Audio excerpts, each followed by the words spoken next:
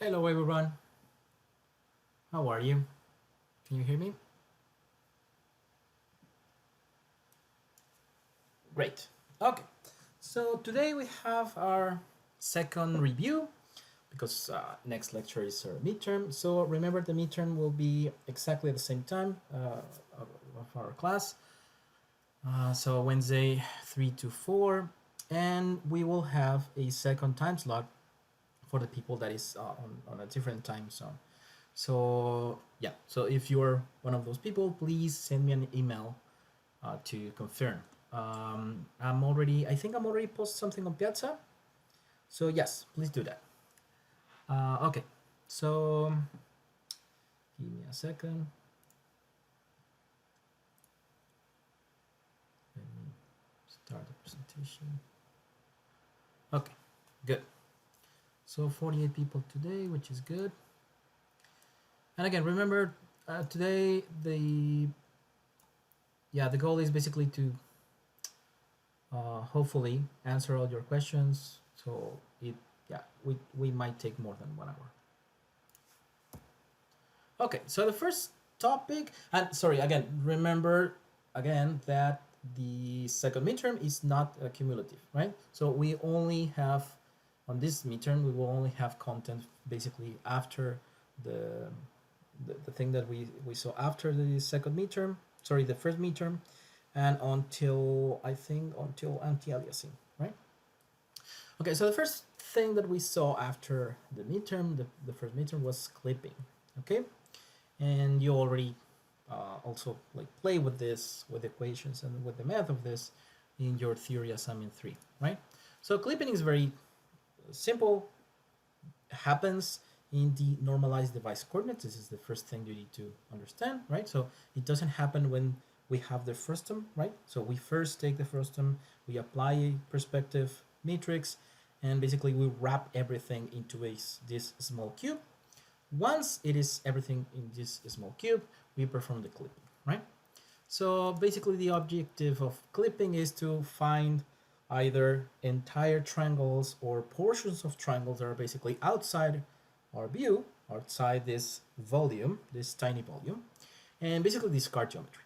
So these are the questions. Of course, I will not show all the questions again because that is obviously in the other lectures, but you can obviously ask some things. Okay, someone is already asking, we need to do the NDC first, right? Well, depends on the question. So for example, in the case of the theory 3 assignment, everything was already on NDC, right? So if your question is about the midterm itself, it depends on how the question is how is the wording of the question. In the actual implementation, yes, you first need to convert everything into NDC and then you perform the clipping. And someone is asking, is projection on the midterm? No, projection is not on the midterm. No, it's not included. Maybe I'm wrong, but as far as I remember, we saw projection before. I think we saw projection on the other midterm. Maybe I'm wrong, but no, it's not included. Okay, so it would be possible for one edge of the triangle to intersect what? Yes, very good question. Yeah, so someone is asking if it's possible for one edge of the triangle basically to intersect with one plane and the other edge intersecting to two planes. Yes, actually, this is very important. A single triangle can intersect different planes. So let's come back to this. So imagine that the point B, for example, is maybe kind of in this position, right? So the triangle could have like a certain shape in which the same triangle is probably it could be colliding with in this case two planes, right? So for example, in this case will be right and top. So yeah, it is possible for a triangle to intersect more than one plane from this tiny cube. I have a question, a conceptual question for you. Do you think there's a limit? How many clipping planes can be intersected with a single triangle? What do you think?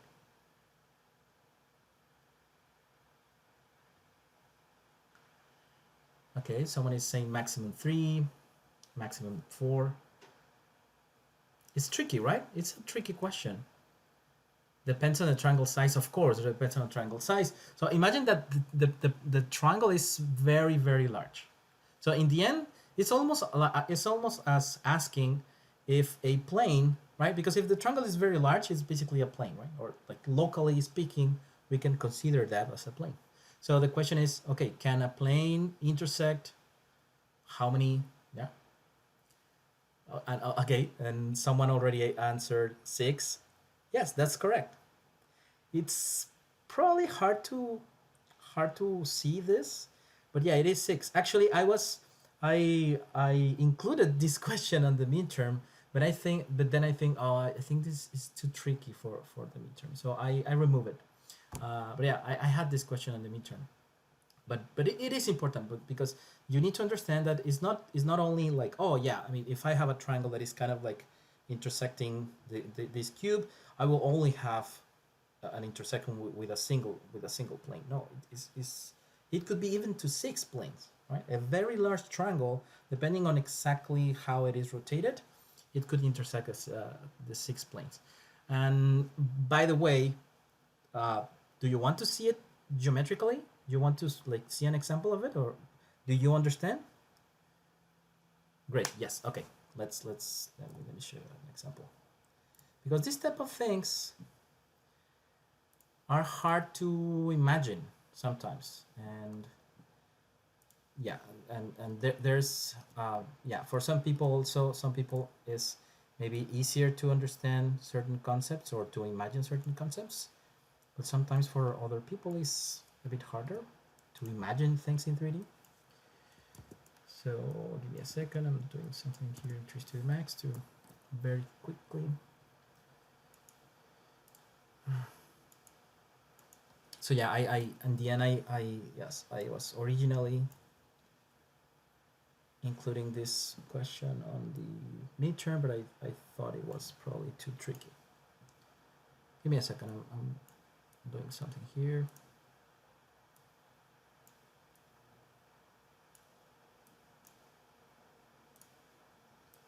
Okay.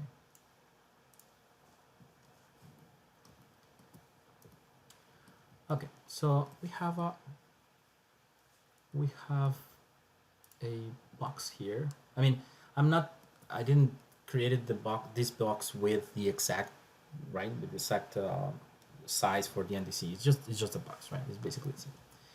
Okay, and I will create a plane. I will do it with a plane because yeah, I think it's easier to perceive it with a plane. In the end, we know that if the triangle is big enough, yeah, it will happen.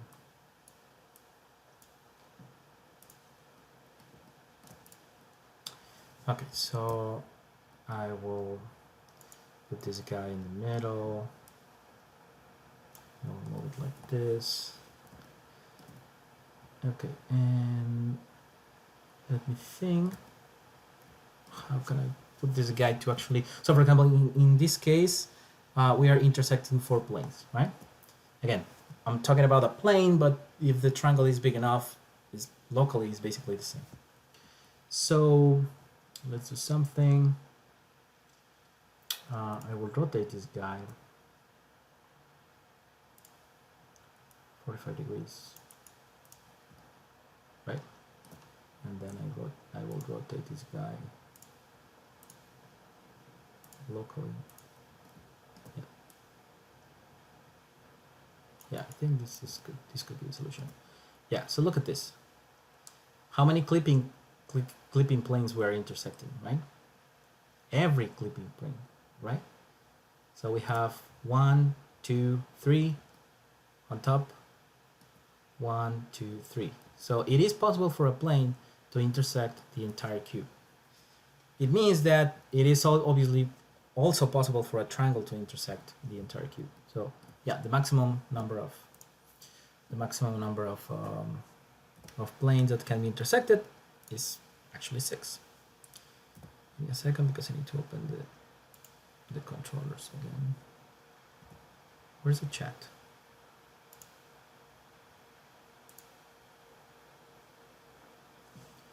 Hey, I don't have the chat anymore. Why I don't have the chat anymore? So,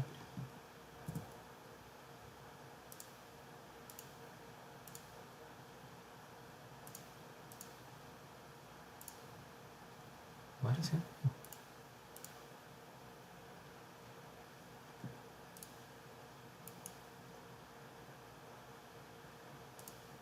No. Sorry guys, I cannot see the chat. And actually, honestly, I don't know if the Zoom call is still active. What is happening? Can someone unmute and talk a little bit just to see if you're still hearing? Oh, Hello. Yeah, we can hear you. Hi. Okay, yeah, I can see you right now. Sorry, I don't know what happened. I just lost these windows.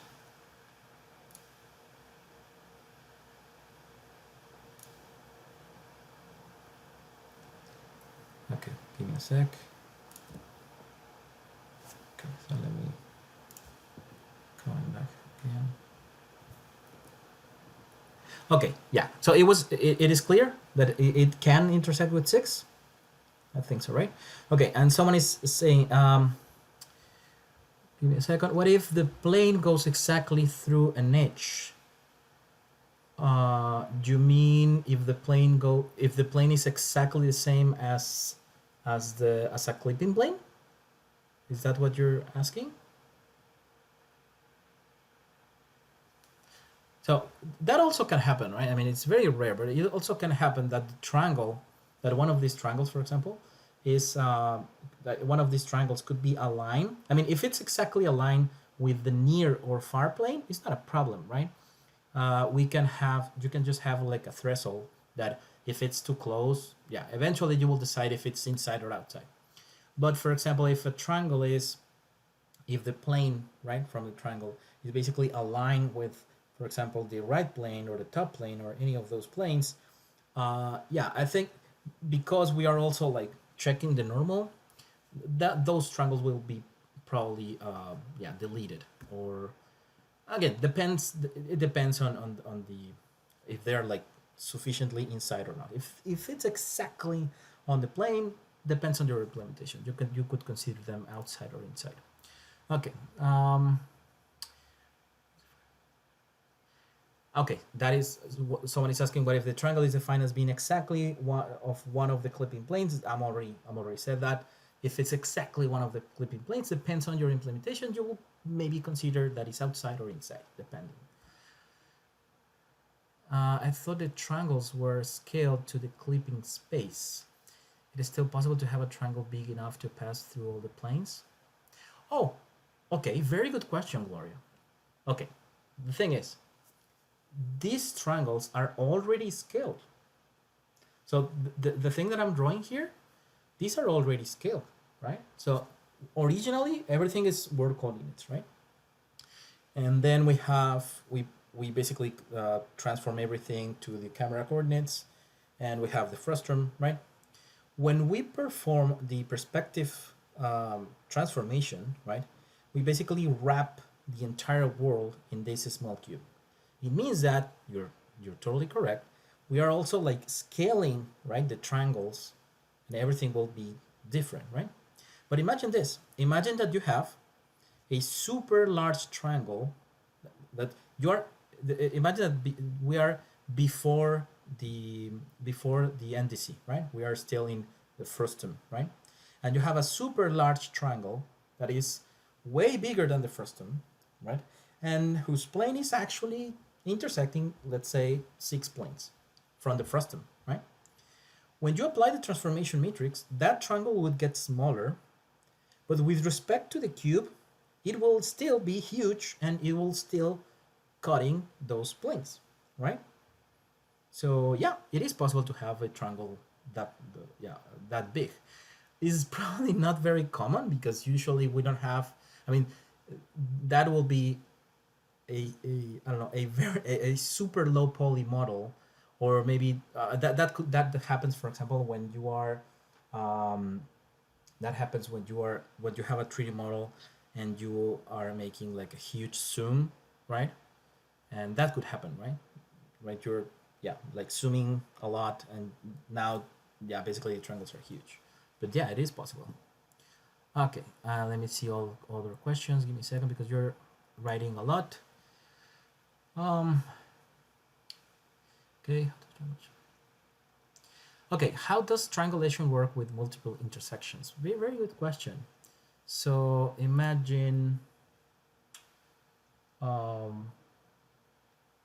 yeah, basically what happened. I'm thinking if I have an image of that, but let's imagine the problem with this image here. I will try to draw. Okay, so annotate. Okay, so this is one plane, right? This is, let's assume that this is a right plane. So let's assume that instead of this being the right plane and maybe the top plane is here, let's assume that the top plane is a bit lower than that, right? So let's assume that this guy is the near plane. Sorry, the top plane, sorry. This is right and this is top. It means, in this case, it means that this triangle would basically intersect two different planes, right? So the solution is usually is that you basically clip everything in stages. You do one iteration per each plane. So you first, let's assume you first perform the clipping for the first plane. In this case, will be the right plane. So you get these two intersections, right? Then you need to retriangulate. So let's assume that this is your new triangulation. So you discard this guy, right? And now these are the new two triangles. Then once you already discard everything from the right plane, then you go to the next plane. Let's assume in this case now is the top plane. And now you need to compute the possible intersections with this other plane. In this case, it will be this intersection right here. It's horrible, but yeah, these two intersections.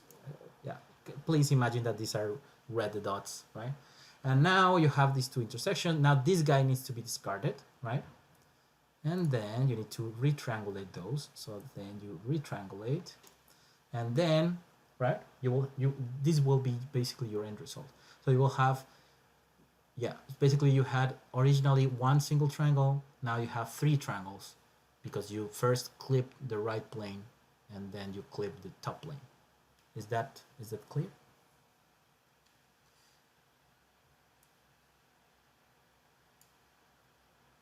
Okay.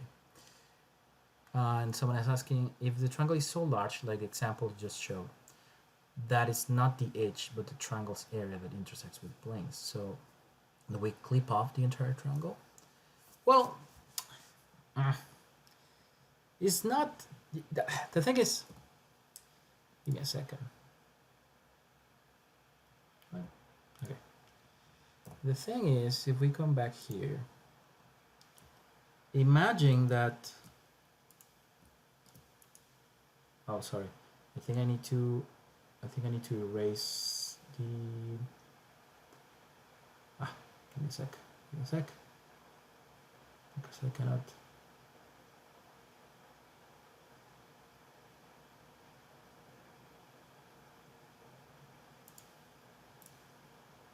Clear. Okay. Okay. Yeah, so someone is saying, if the triangle is so large, like the example you showed, that is not the edge, but the triangle's area that is intersecting with the plane. So do we keep off the entire triangle? The thing is, a certain portion of the triangle, it is still inside the volume, right? So we should keep this part. The part that is inside, we should keep it. So in this case, I mean, the clipping for this, again, I'm showing a plane here, but imagine that it's a huge triangle, right? I mean, I can maybe do that. I can just quickly convert this guy into an editable poly, and I can, I don't know, I can get this guy. No. Give me a second. I need to remove.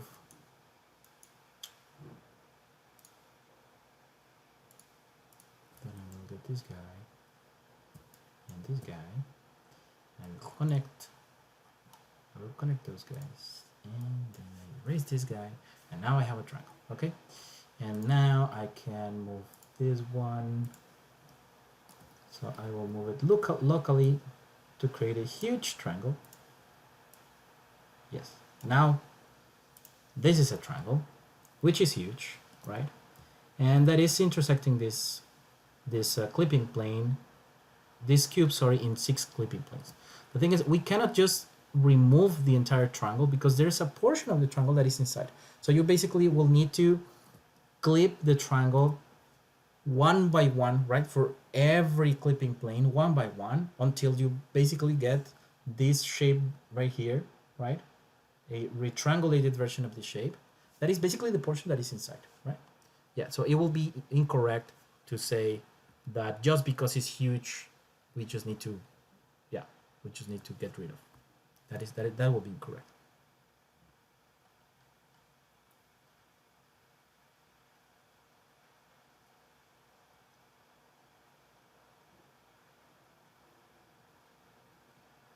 Okay, good. So let me go back. And someone is asking, how can we decide position of P? Well, very good question. P needs to be just a position on that plane. But the thing is, remember that this cube right here, right? It is obviously centered, right? So its coordinates are basically centered, and it is 2 by 2, right? Meaning that, and you probably did this on your theory assignment 3, I guess.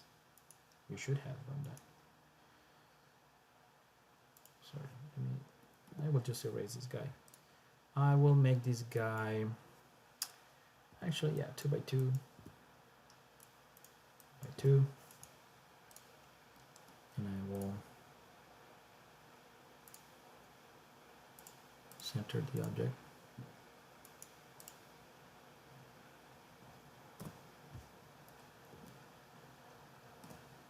Okay.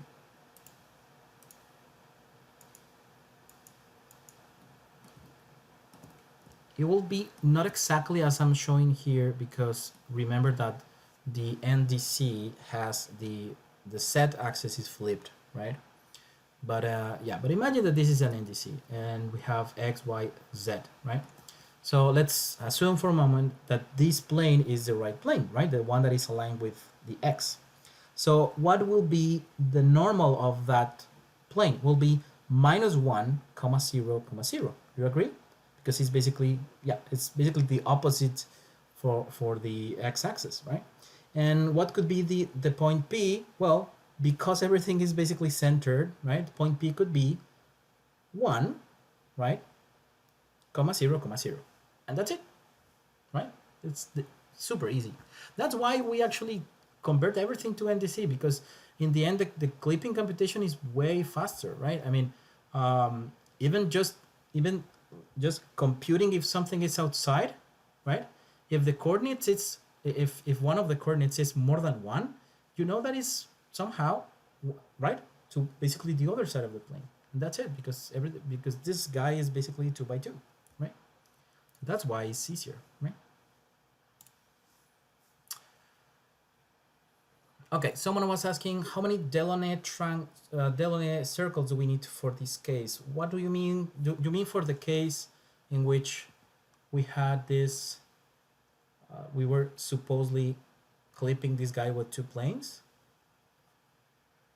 If that is your question, I think we had, in the end, we had 3 triangles.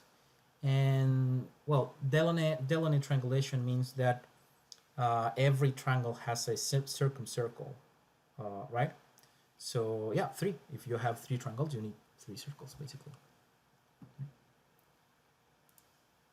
Oh, sorry, you're saying crossing the 6th plane. Well, depends. Like, how do you triangulate this hexagon? It will depend on the order in which you are creating the planes, and yeah, it will basically it will be defined by the order, and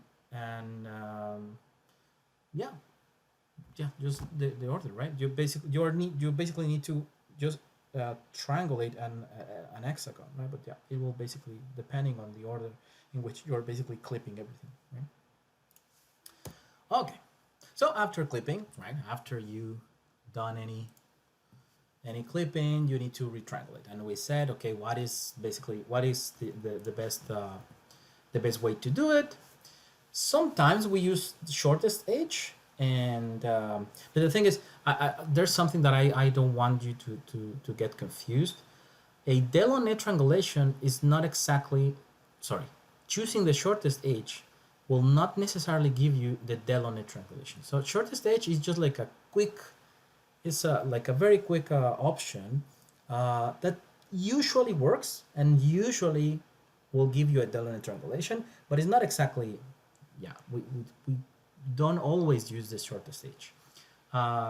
So the good one is the Delaunay triangulation, and the Delaunay triangulation, it means that if you compute a circumcircle for every triangle, those circles basically need to be empty. So every circle here, it only contains the points of its own triangle, right? It will never contain the other one. This topic, the Delaunay triangulation, is related with word diagrams, and that this is basically a topic in which we will not get like deep in this, because that is more like about geometry. You can see, if you're interested in those type of topics, that is covered on the geometry processing courses from Ala Scheffer, because yeah, Delaunay triangulation is huge also, and yeah, it depends on many things. Good. Now let's talk about rasterization, right? We only touch, it's only 27 minutes, and we have only touched one topic. So rasterization, remember, we are talking about real-time rendering. We have triangles that eventually we need to compute which pixels of the image are corresponding to which triangle, because in the end we will have certain information from those portions that we call them fragments, and we will get information from those portions of the triangles, their color, their position, etc., to actually compute its final color, right? So we discuss, in the case of rasterization, we discuss a very old algorithm called scanline algorithm, that if you don't remember, again, I will not explain everything again, but if you don't remember, we basically have a triangle, we divided triangles like in horizontal lines, and then we created edge trackers, and each edge tracker basically is just this line here that is intersecting with all these points. So you basically need to compute, the intersection between that line and those pixels. And once you identify those pixels and you order those pixels in the order of, in row order, so 1, 2, 3, 4, 5, 6, 7, right? You basically just fill the gaps, and now you have the entire set of pixels that are basically covering that triangle. And we said that the scanline algorithm was designed to improve the previous idea of using like a bounding box, right? So before this, it was like, okay, let's just take the bounding box of this triangle and let's check every single pixel inside that bounding box, if it's just inside or outside the triangle. That was basically the previous idea. So then someone had this amazing and beautiful idea of the scanline algorithm, which is faster. The thing is, this is faster if you have large triangles, so basically models with like very low poly density. But in modern days, that is not happening anymore. So although a scanline algorithm is really nice, and you can even like rasterize entire polygons, this is basically not as fast for high density meshes. So the modern solution is something called hierarchical rasterization, right? And it's basically like grabbing the idea from the past, this idea of computing, right, like bounding box, kind of the same, like computing but the bounding boxes, but it's different. So basically the problem here is just parallelize the problem by rasterizing like a coarse version of the image. So I will pretend that first this image is, right, it's just 3 by 3 pixels, for example, and I first just rasterize these 3 by 3 pixels. So that the type of computation that we need to do this is super fast for GPUs, and then we just increase the resolution, right, and we are increasing the resolution until we get to the actual resolution for our image, and we are basically like very quickly discarding everything. And because everything is parallel, this is basically what we use today. So and remember that the algorithms depend on the hardware you have, on many things. So what was considered a super interesting algorithm maybe 20 years ago, or was considered a useless algorithm 20 years ago, maybe you're still using it right now, right? So we are now using this hierarchy of rasterization because everything is everything is very easy to parallelize, right?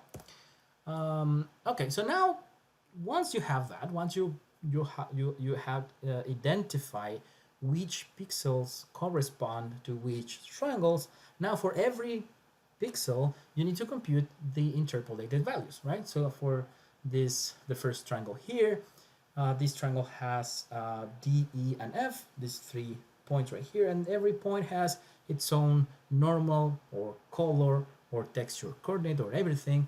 And if you compute this position right here, or this fragment here that corresponds to this pixel 6, 5, now we need to compute these interpolation values, right? And the way we do that is by taking barycentric coordinates. So if you don't, right? If you remember, barycentric coordinates is basically just a relation between areas. So we have like a bigger area, which is just the area of the big triangle, and this is basically how to compute it. And you have 3 other areas that are basically for every point in the triangle, its corresponding barycentric coordinate will be related with the area that is opposite to that vertex, right? So for vertex A, its corresponding area is this one, which is the one that is basically opposite, right? So once you compute all those areas, the barycentric coordinates are just a relation between those areas and the bigger area, right? And we also said that if the point P, the point from which we are computing the barycentric coordinates, if the point P is inside the triangle, basically adding those barycentric coordinates, they will need to add 1. If it's outside the triangle, it will not necessarily, it needs to be more than 1, right? And I think I'm already mentioned this before. When you implement this, a very common mistake is, for example, I don't know, imagine that you are creating your function that it will return true or false depending if your point is inside the triangle or not, right? So you get, I don't know, you get the position and you have the information from the triangle, and you compute all the areas, you compute the barycentric coordinates, and then you just say, okay, return the sum of your barycentric coordinates equal to 1.0, right? So it will be true if it's exactly 1, means that it is inside the triangle. If it's more than 1, it will be false because it's outside the triangle. If you implement it like that, just like the sum of your barycentric coordinates is equal to 1, you will have a possible problem, right? Because we are always dealing with floating points, and getting in computer graphics and this type of things, getting a value that is exactly 1.0 is almost impossible. So what we usually do is we usually have another variable that we usually call them epsilon. So we have a value epsilon that is, I don't know, 0.001, and what you basically check is if the sum of your barycentric coordinates minus 1.0 is basically bigger or smaller than the epsilon value, right? So something like that. Okay, what do we use? Okay, someone is asking what do we use for the epsilon during the midterm? Again, if this question appears in the midterm, I will either give you the epsilon value or it will be basically explained. So yeah, don't worry about that. And yeah, I think I told you already, right? I think for this type of problems, maybe usually I think 0.001 is small enough for epsilon. There is no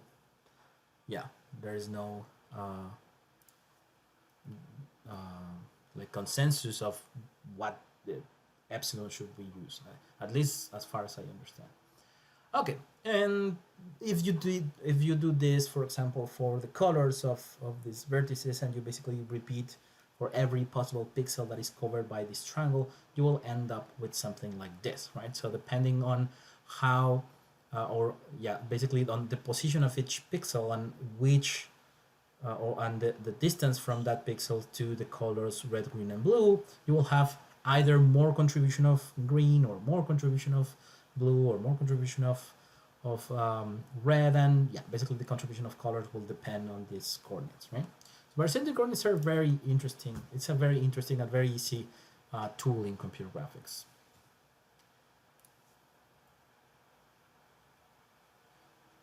Oh, sorry. Okay. Let me read your questions.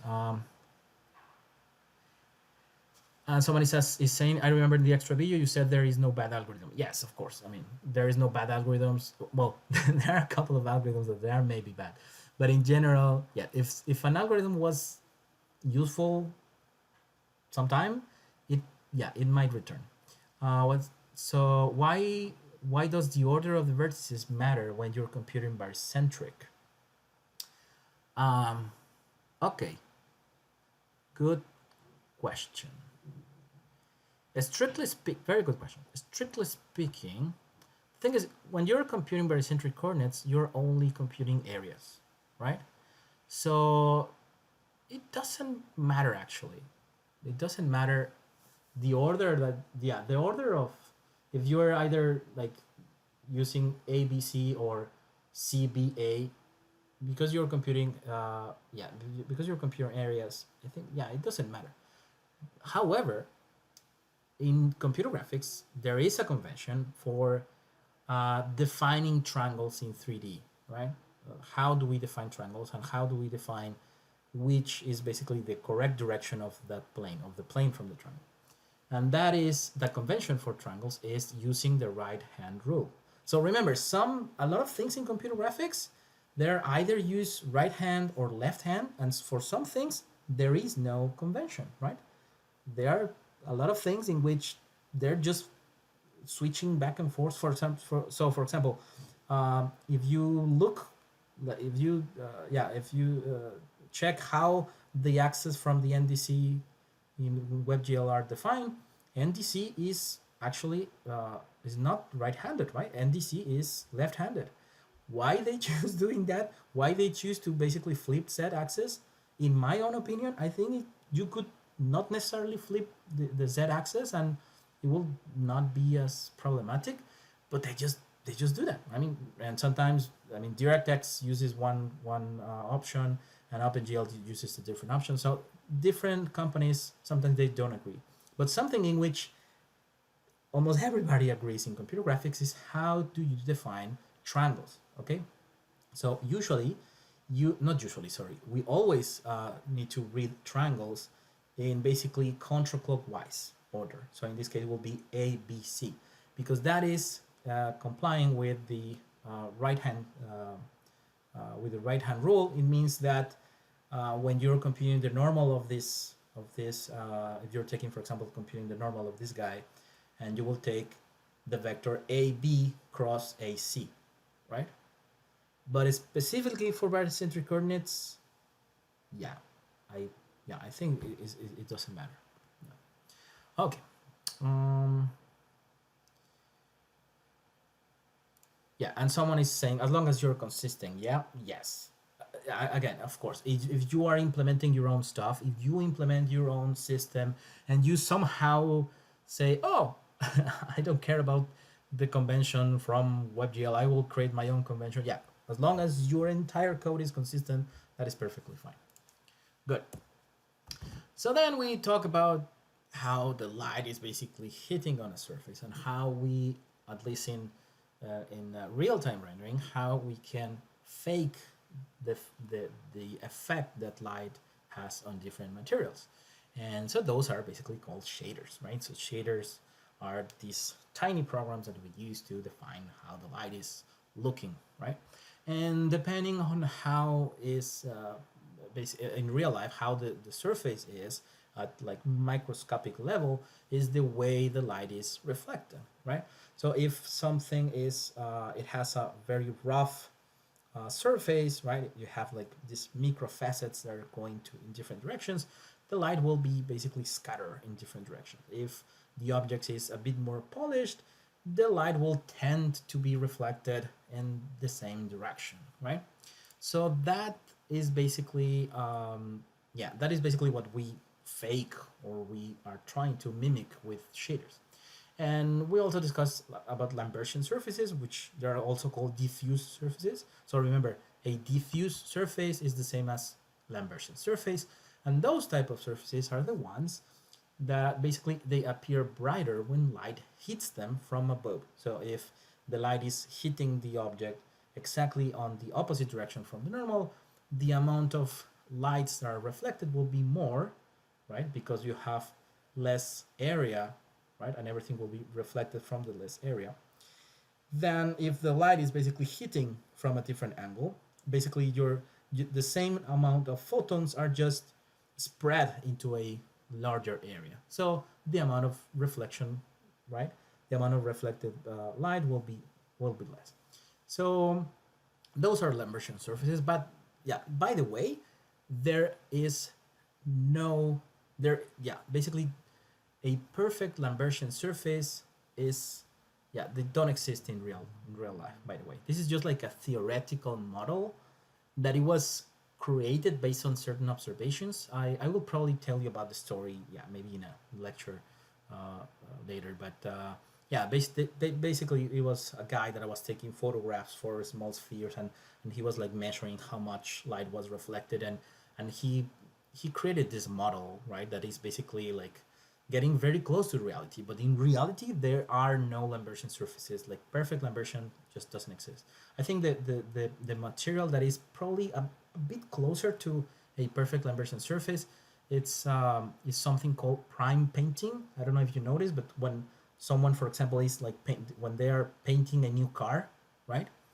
I don't know if you see this before, but before painting a new car, they first paint the car with a very like matte gray painting, right? That is basically a gray. And after everything is painting with this like gray painting, with this gray material, which is usually called prime or primer. Then you apply the paint, the real painting, right? The red or whatever.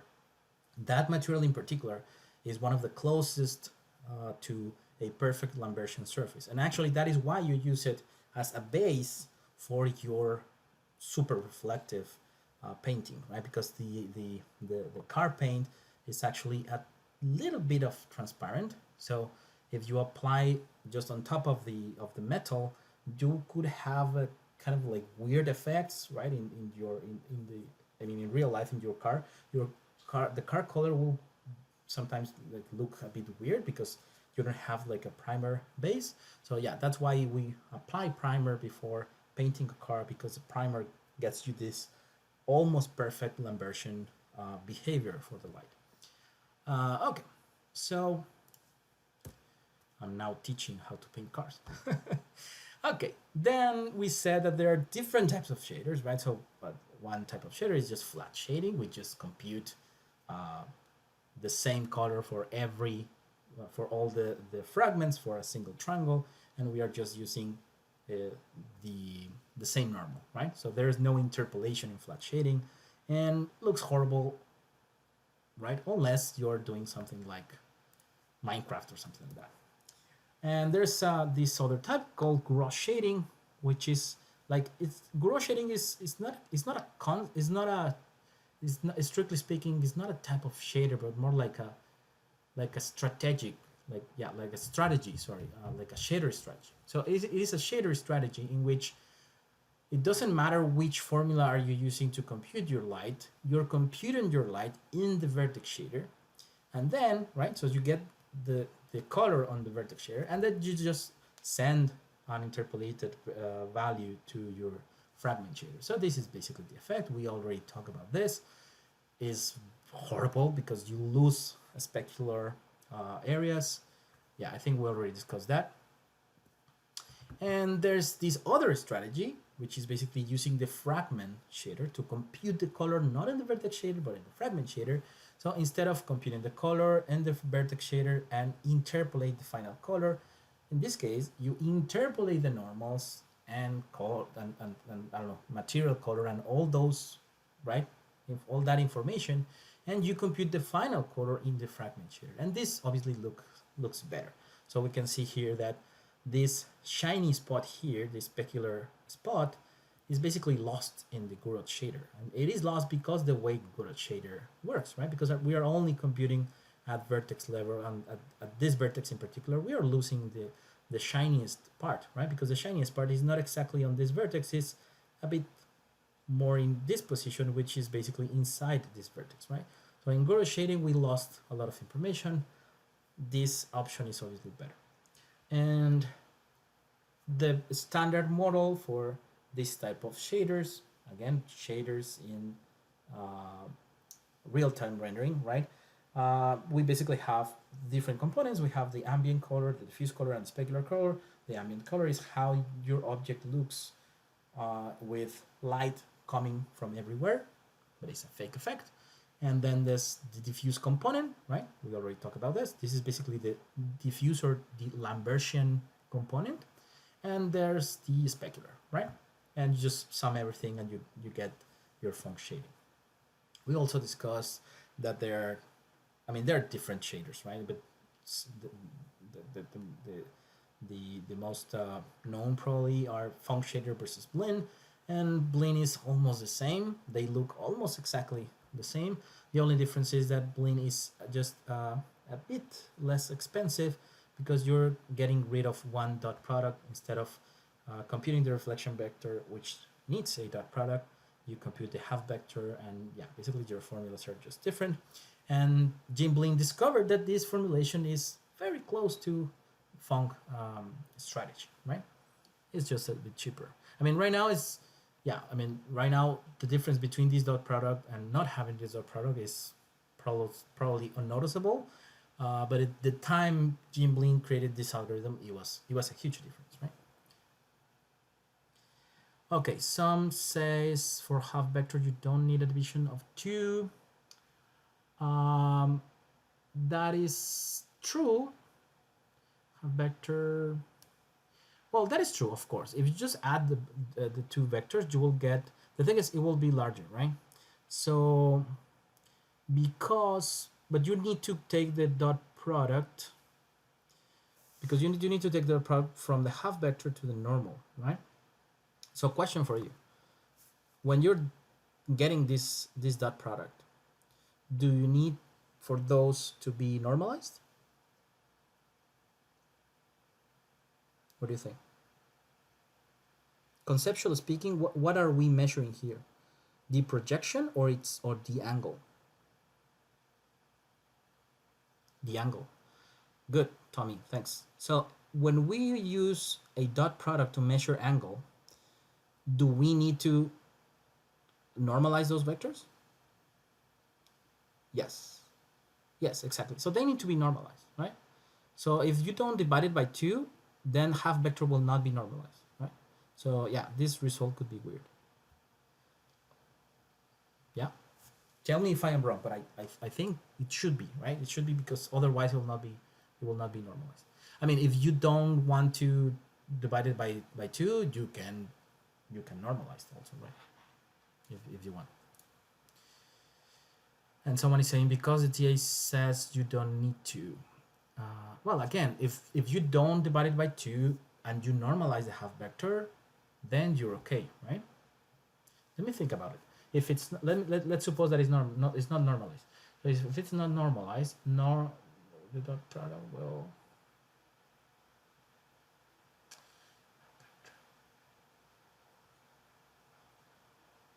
No, yeah, it needs to be normalized because we are measuring angle.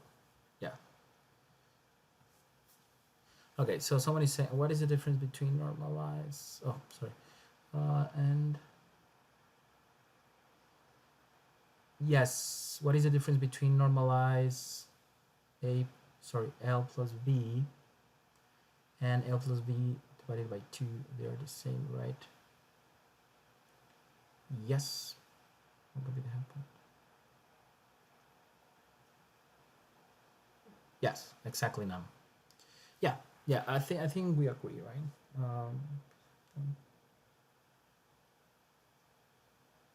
Yeah. Okay.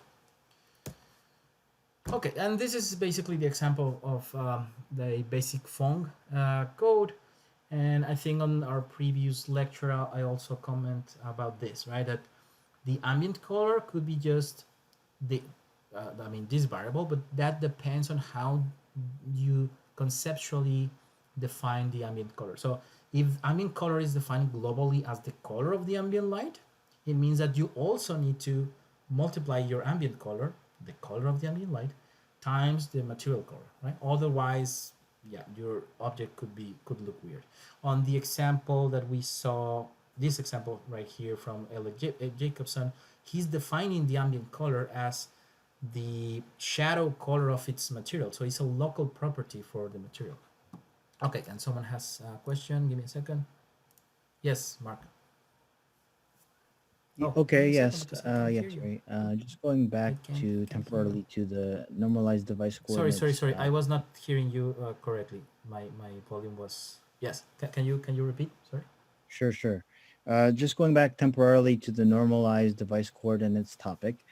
I just wondering if you have a left plane or a bottom plane, and are you required to define your normal vector as -1, say for the left plane 0, 0, and then 0, 0, -1, or is it just 0, 0, 1, and then 1, 0, 0? You just keep an absolute value of that value 1. It doesn't matter what sign it has.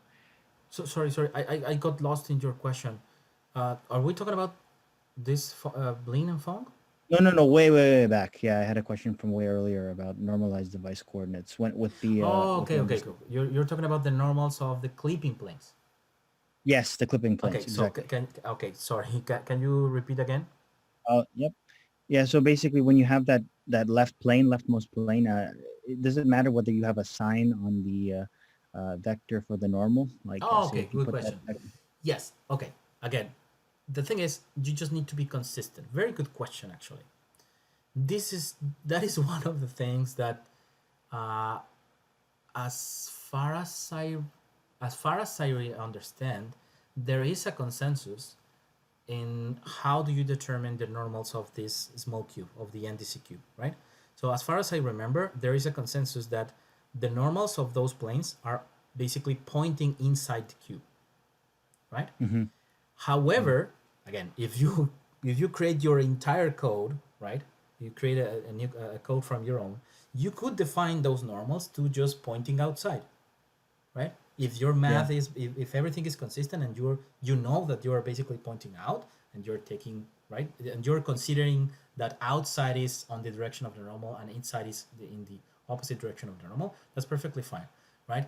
But if yeah, if you take if some of those planes have its normal out pointing outside and some of them are pointing inside, your code will be super messy, right? So everything needs to that's be right. consistent.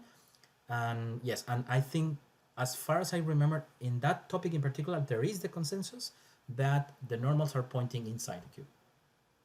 Okay. So the I'm right, just so wondering basically the from right plane is -1, 0, 0. The left plane is 1, 0, 0, right?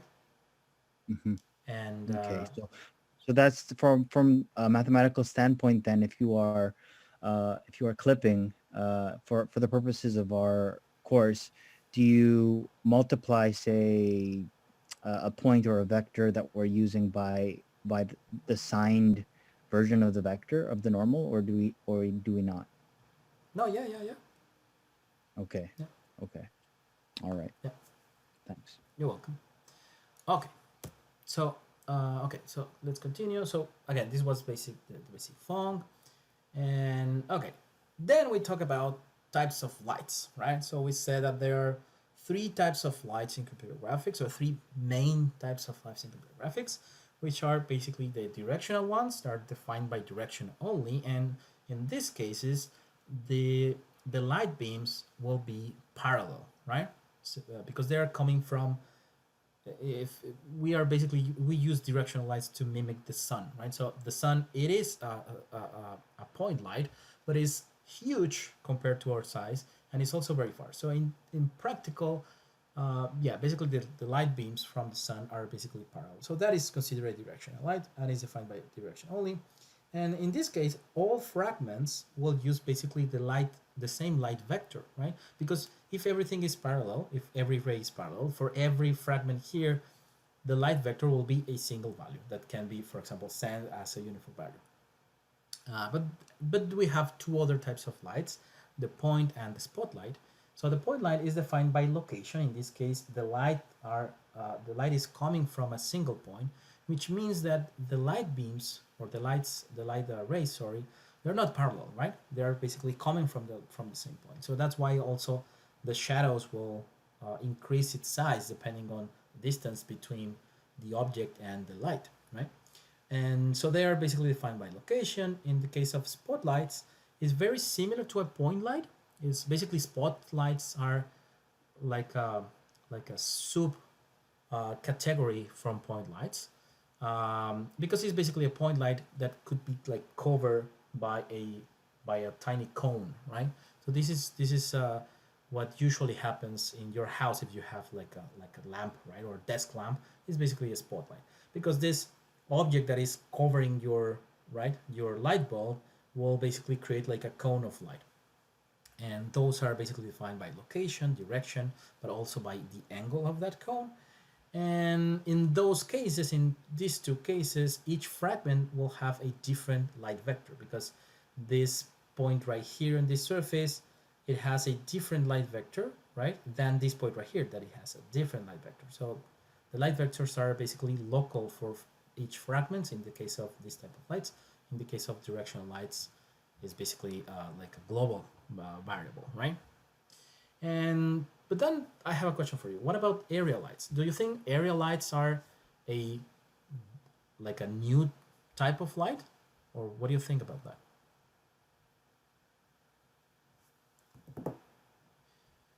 And someone is asking, how are point lights and spotlights different? Well, the only difference between point lights and spotlights is that a spot is basically constrained by this like theoretical cone, and basically if you're outside that cone, there's no light. That's it.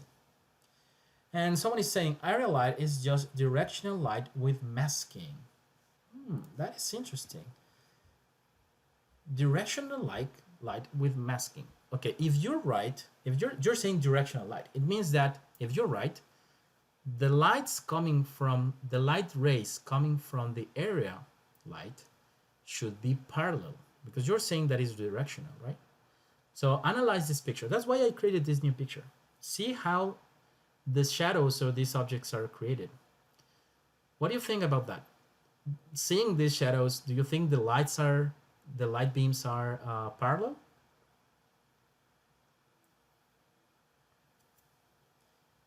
They're not parallel, right? Yeah, area lights can be confusing, right? Because it's like, oh my god, yeah, you might think that it's directional, it's similar to directional, but it's not. Okay, more like point light. I think most people is saying that more like point lights. Okay, so yeah, the thing is, area lights, for example, in this case, this area light is just a rectangle, right? But area lights could have even different shapes. This is also an area light, right? Remember, area light is just like an area or even a volume, right, with light. So it could be a sphere. In this case, I have a sphere that is basically emitting light, or it could be the actual bunny, right? The bunny is emitting light in this case, right?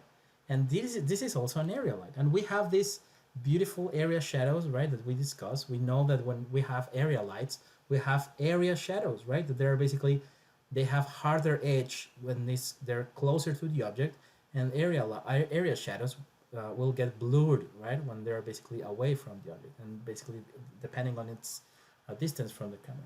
So and in different books and different computer graphics software, like again Blender, Maya, whatever, sometimes or usually area lights are considered like a different type of light. So if you're going to to any render engine, V-Ray or Arnold or whatever, and you select like light, right, and you select the type of the light, sometimes you will see that they have types of light, and they will have a spot, directional, point light, area, right? So sometimes they're classified as just a different type of area light. But mathematical speaking, area lights are basically just a bunch of point lights, right? So what happens here is every point on the surface of this sphere is acting as a point light. You agree?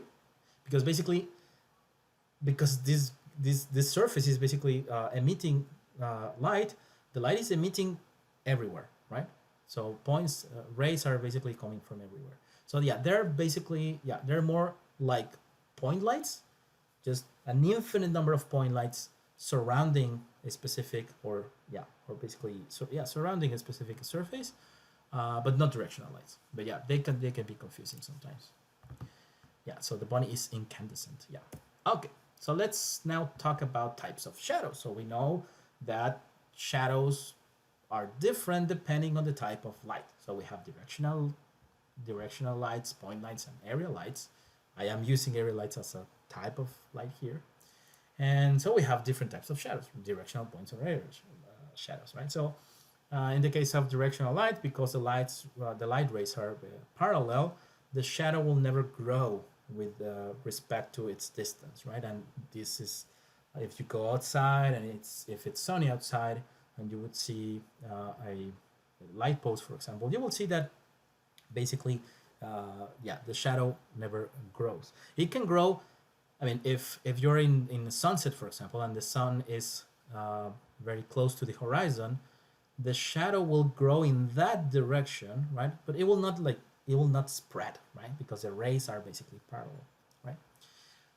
However, in the case of point lights, because the rays are not parallel and basically like a conic, right? The shadow will increase its size depending on its distance with respect to the object, and obviously also with respect to the light.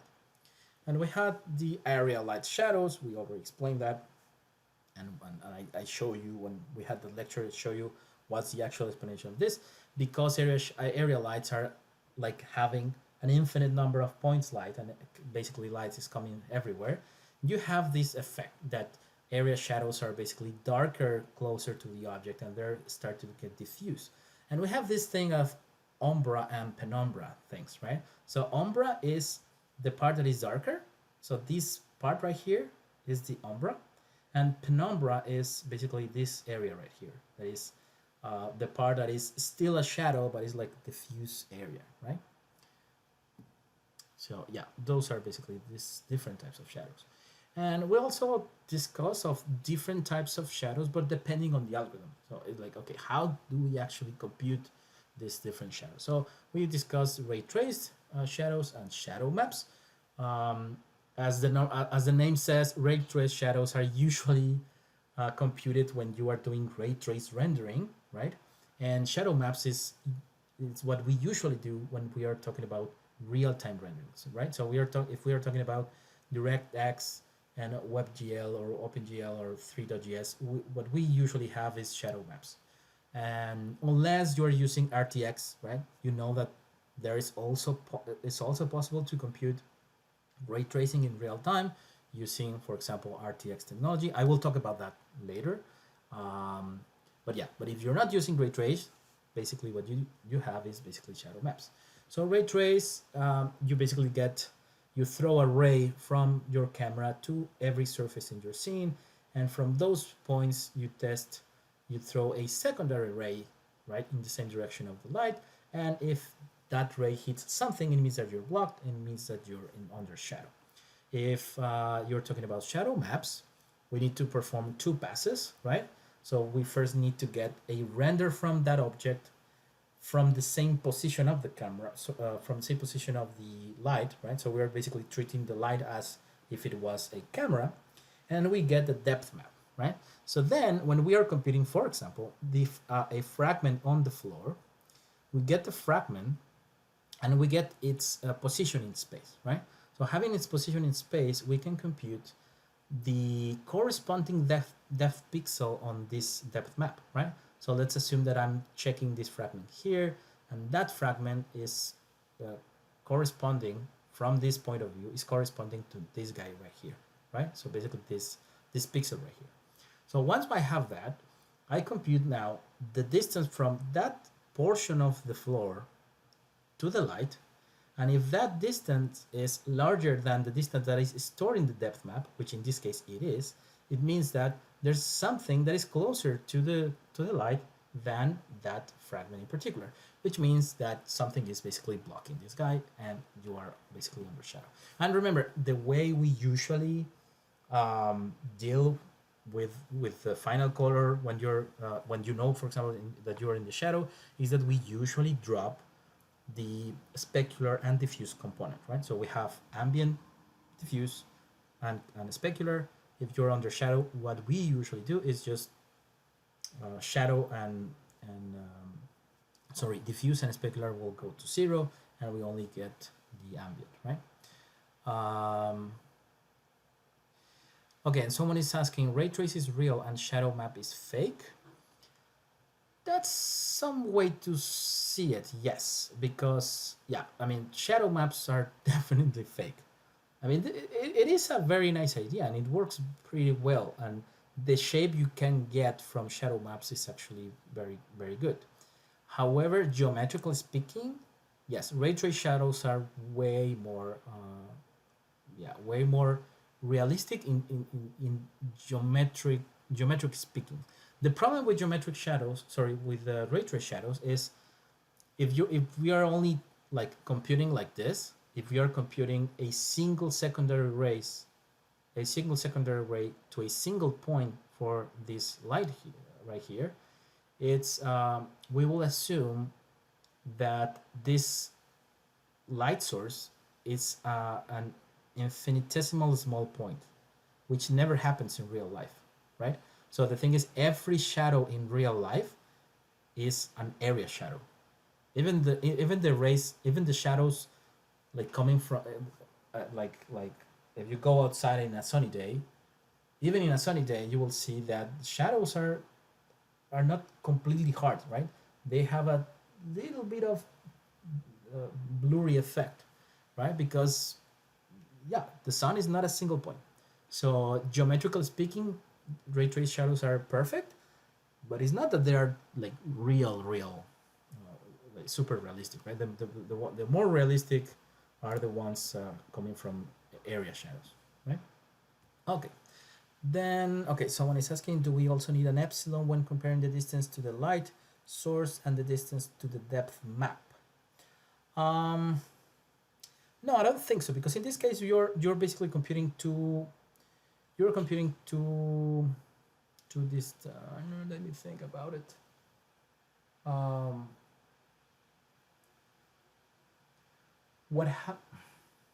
The thing is, you're not comparing if the values are the same, right?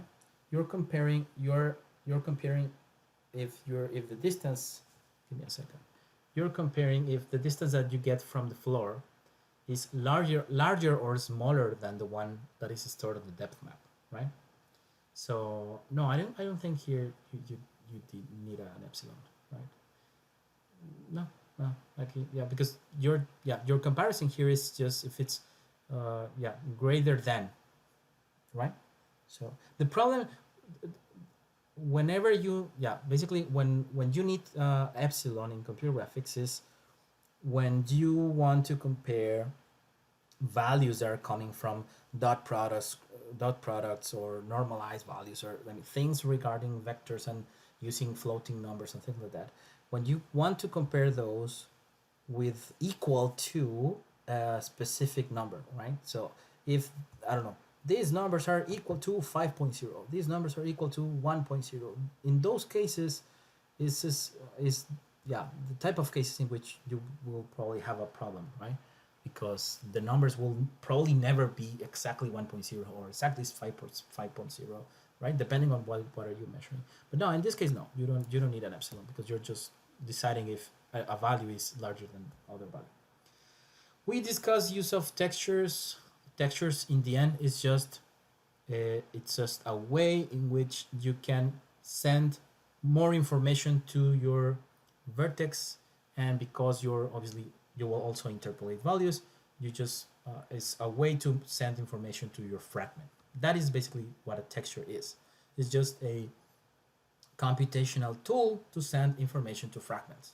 How do you use that information? It depends on the use you want to assign to a specific texture, right? So you can, for example, um, take the information from a specific bitmap and just use the colors directly as the final color or as the material color. In that case, you're using it as a color channel. If you get another type of bitmap, in this case, normal bitmaps, and remember, this type of bitmaps, this type of like bluish bitmaps, the color of these pixels, they actually represent a vector, right? So the RGB are actually representing a unitary vector, a unitary direction vector that you can use it as normal, right? So you can, for example, use that as displacement. In this case, I am using as displacement. I am like creating these spikes on this object in particular, right? With these spikes right here.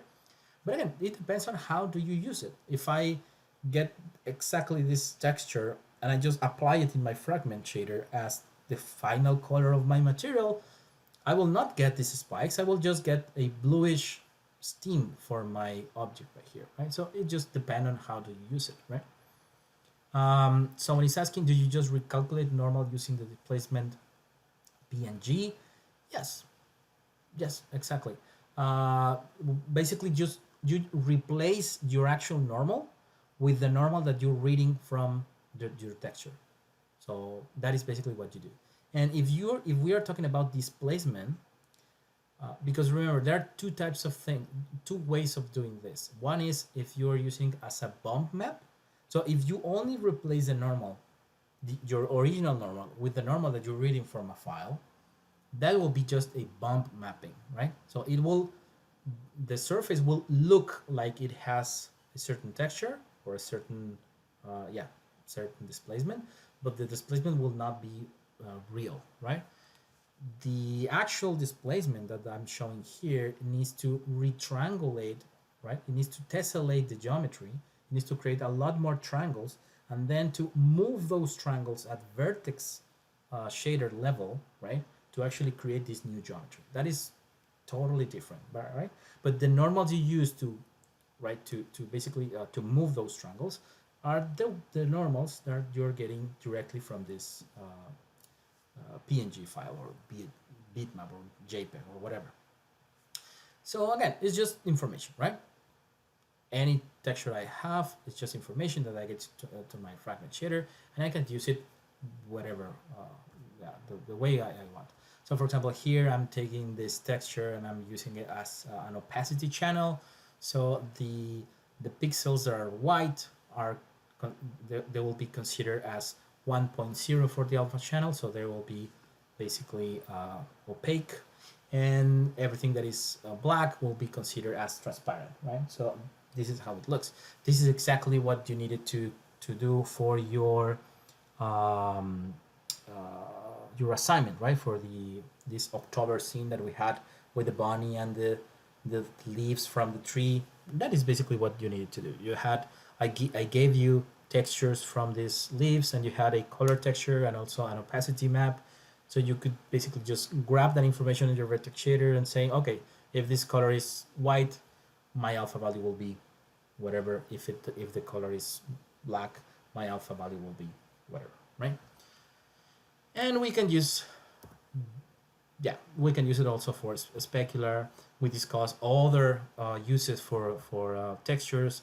Environment mapping is a trick that we use in real-time rendering to fake reflections. So real reflections, like realistic reflections, we need ray tracing, right? That's the only way to compute what a real reflection is using ray tracing or path tracing, right? But if you're dealing with real-time rendering, ray tracing is super expensive, so you can do this, right? Environment mapping, that is basically just getting a pre-render scene map. That could be a cube map or a sphere map. It's just the way it's basically created, and you just get that information directly to fake these reflections, right? We didn't go went deep on the math of this, because otherwise we'll have no not enough time, right? I mean, computer graphics is already huge, but yeah, you can find a lot of tutorials on the internet regarding environment mapping. We also discussed light baking, which is another very cool option to create like very realistic scenes. Remember, what you have is basically you have a scene like every other scene, and what we usually do is you create your lights and materials and everything usually in a ray tracing engine, right? So it could be again Blender, Maya, Trace 2 Max, whatever, but usually with ray tracing. And so you can have like very realistic shadows, area shadows, and like realistic materials and everything. And you basically just render that as a in a ray tracing approach, but just store all that information, the render information, instead of store it in an image from the camera. You store everything on the textures, and then you just get the textures directly in UDK or Unity or things like that. And if the light will not change, if the only thing that is changing is basically your character, if this is a video game and only your character will be basically moving on the scene, you can basically like bake the lightning, which is baking is always pre-computed, right? So you basically pre-compute lighting in this way. Everything is stored in the texture, and now your video game looks super realistic, right? And there are other tricks. So, for example, imagine that you created a video game and you have a character that is basically walking in this room, and imagine that you want your character to have a like a flash lamp, right? So flashlight, sorry.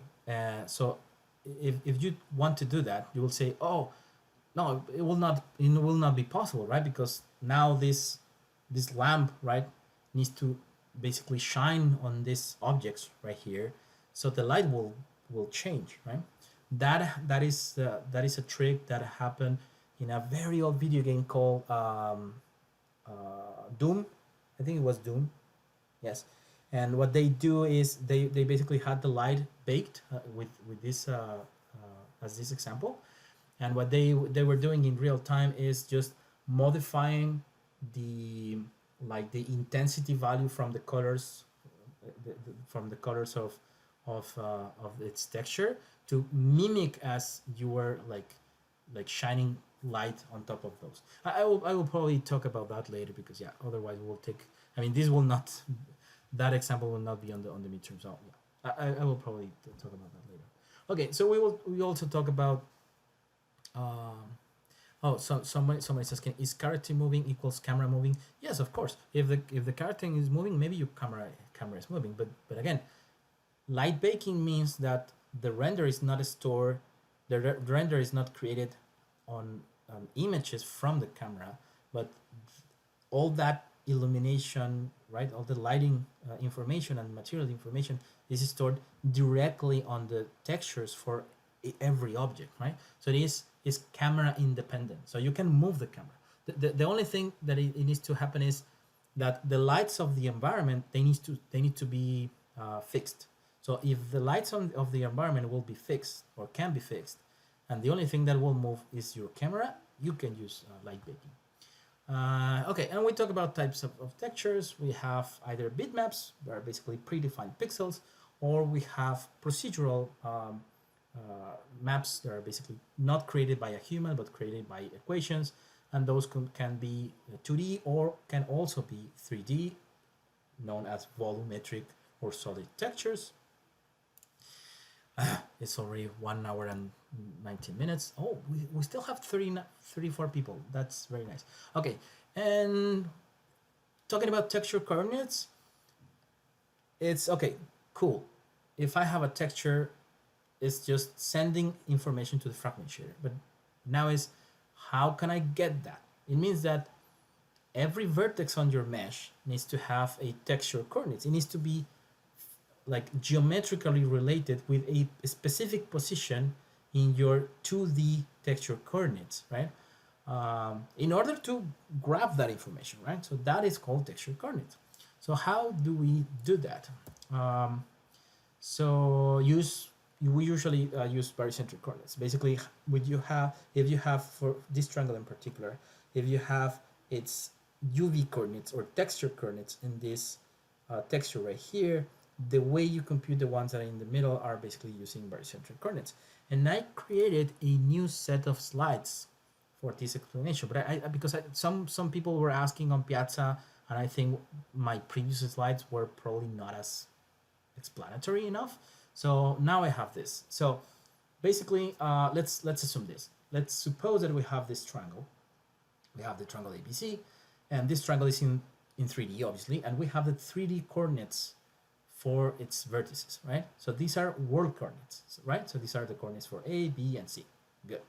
So now the next step is, let's assume that we also have the UV coordinates or a 2D texture coordinates on this texture space also from AB, right? You will even see that the shape of this triangle is different than the shape of this triangle here. They're exactly the same triangle, but their coordinates are different. These are the coordinates on 3D world. These are its coordinates on this image right here, right? So these numbers are different. And actually I'm using different colors, right? So we will, in this texture coordinates concept, we will talk about 3 different coordinate systems or 3 different coordinates. And I'm getting a different color for each, right? So the world coordinates are purple or pink, and the red ones are coordinates on this 2D space, right? U and V. So see, for example, point A with respect to this image is at coordinates 0.11, right? And 0. What? 0? I think it should not be probably 0. I don't know why I put 0 there, but yeah, because this guy is actually on a bit more. So maybe this guy will be 0.1, 0.5. Yeah, this is probably wrong. So imagine that is 0.11, and in the V coordinate will be 0.5. And B will be, is this guy here, right? So he's 1, right? Because remember, U and V coordinates are always from 0 to 1. So it will be 1 and 0.5, and yeah. So these are basically their position with respect to the texture. So if you have that information, if you have, for this triangle in particular, for its vertices, you have their world coordinates, but also their texture coordinates. The next step is, now let's consider that you have a point P, right, in this triangle.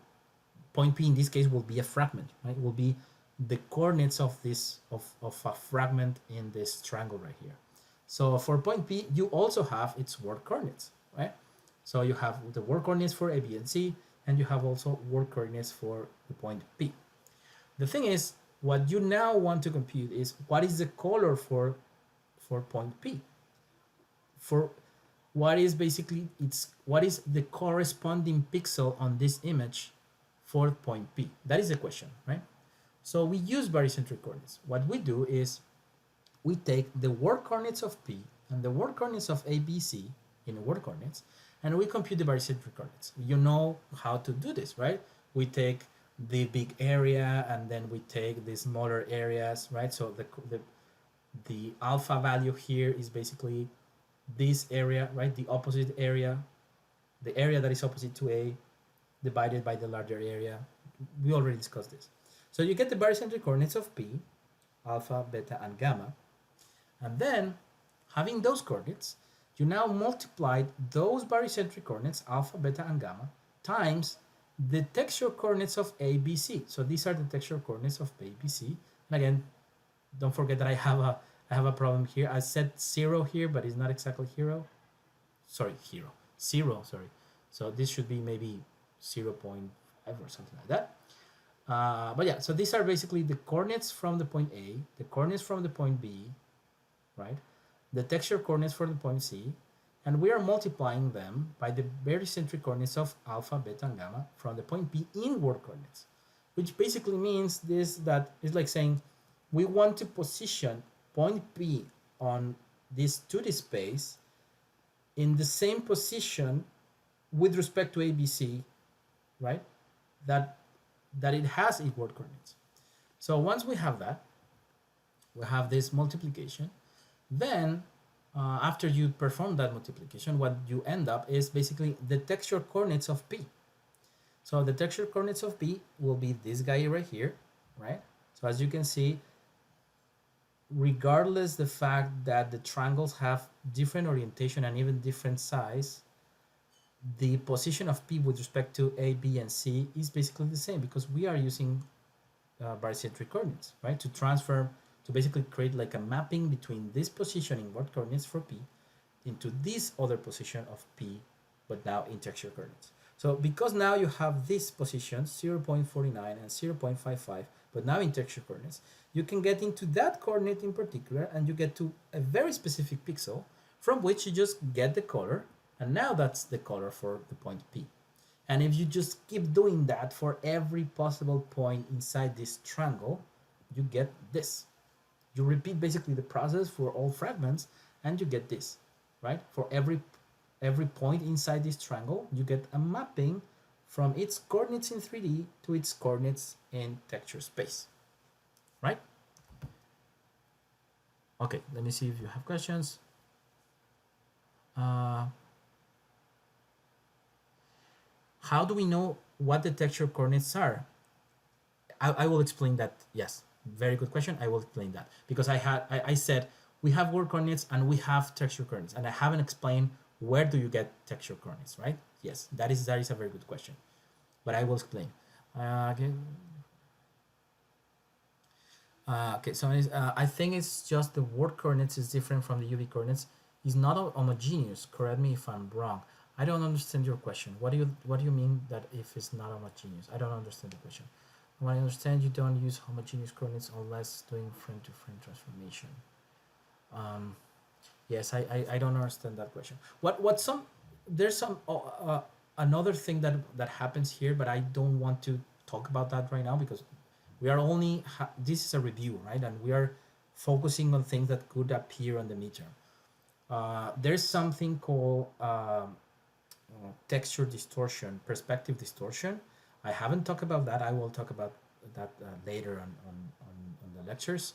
But yeah, I don't want to get into that conversation. The conversion from word to texture is using homogeneous coordinates. Oh, is that your question? Because you okay. Let me see if I understand your question. In word coordinates we have three values x, y, z, right? So this is 3D. But in texture coordinates we have only two dimensions, right? U and V. If that is what you are asking, if this is a conversion from homogeneous coordinates to a non-homogeneous coordinates, or from a homogeneous space to a non-homogeneous space, no, it's not. It's not. So we do have word coordinates. We do have the coordinates in 3D space, of course, right? The coordinates that we have A, B, C are in 3D space. However, the triangle represents a plane, right? So strictly speaking, point P has only a 2D space, has like a 2D freedom of moving. It's freedom to move only in 2D space, right? With respect to its triangle, because the triangle is 2D. You agree? So, yeah. The thing is, this is not a translation from homogeneous space to a non-homogeneous space, right? Because the position of P, like talking about barycentric coordinates, right? P can't move in 3D with respect to the triangle because the triangle is a 2D space, right? So the way it is, this basically the way our 3D information, it's I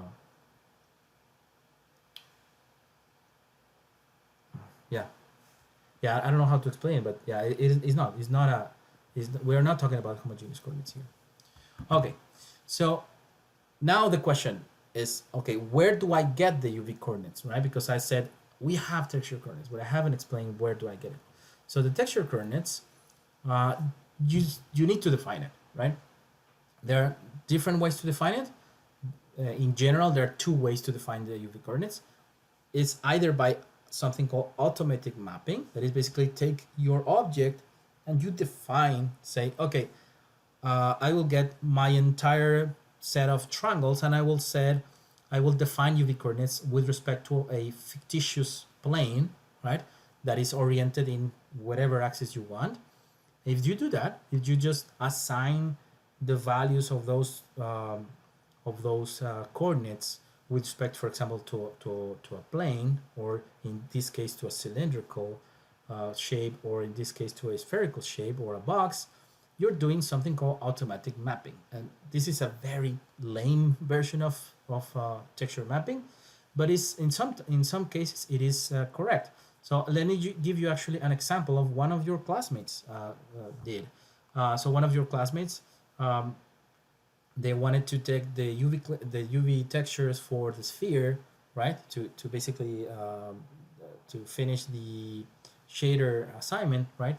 And they use a they basically compute um, what's the name of this, latitude and longitude, right? Latitude and longitude for a sphere, and they basically, yeah, you basically can define for a sphere, you can define the UV coordinates with respect to the latitude and longitude with this, with a fictitious spherical shape.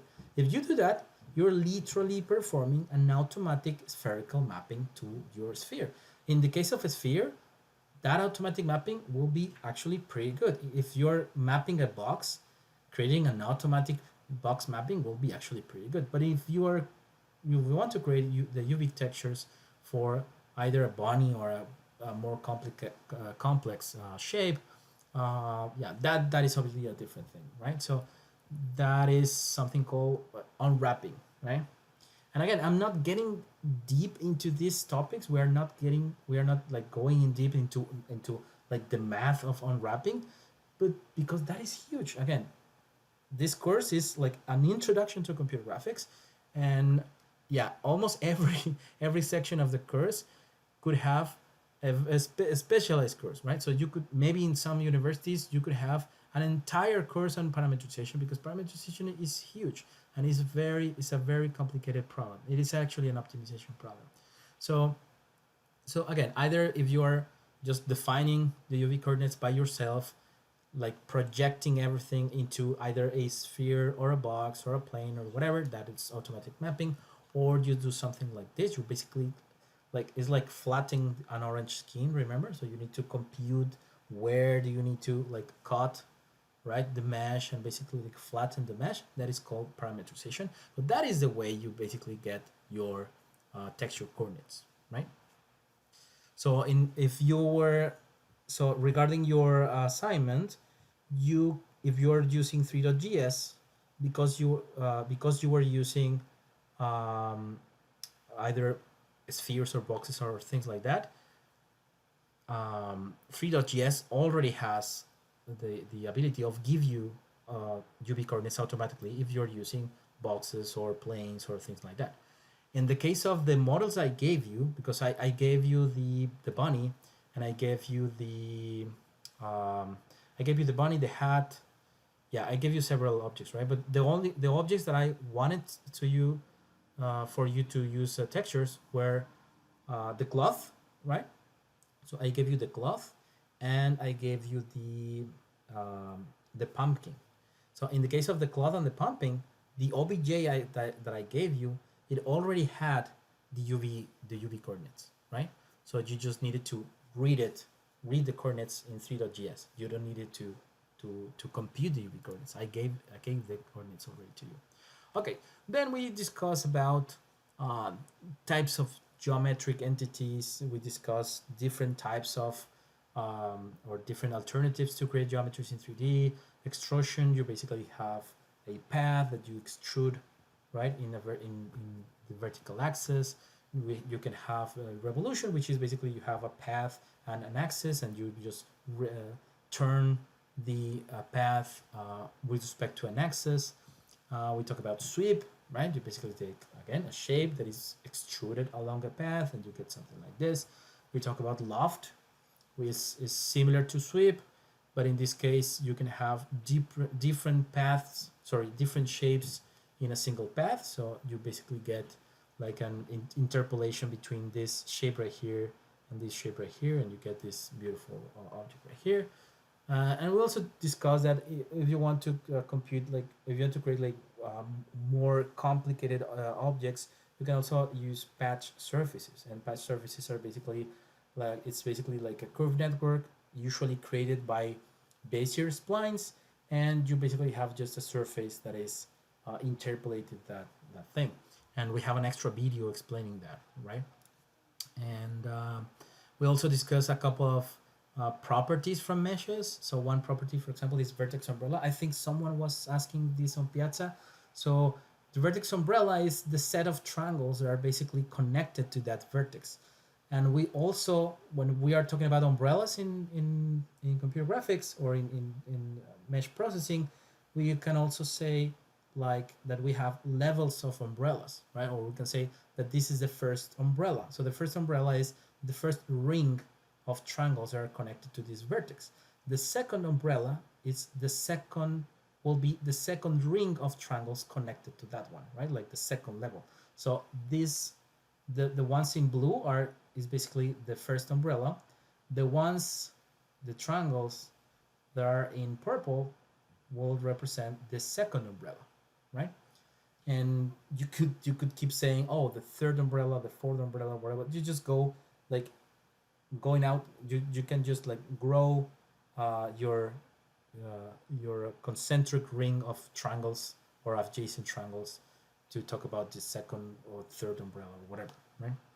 We also said that another variable in terms of geometry is the valence of a vertex, is basically the number of adjacent vertices. And this is, when we talk about valence, we are talking about the direct adjacent vertices, right? So we are talking about always the first umbrella.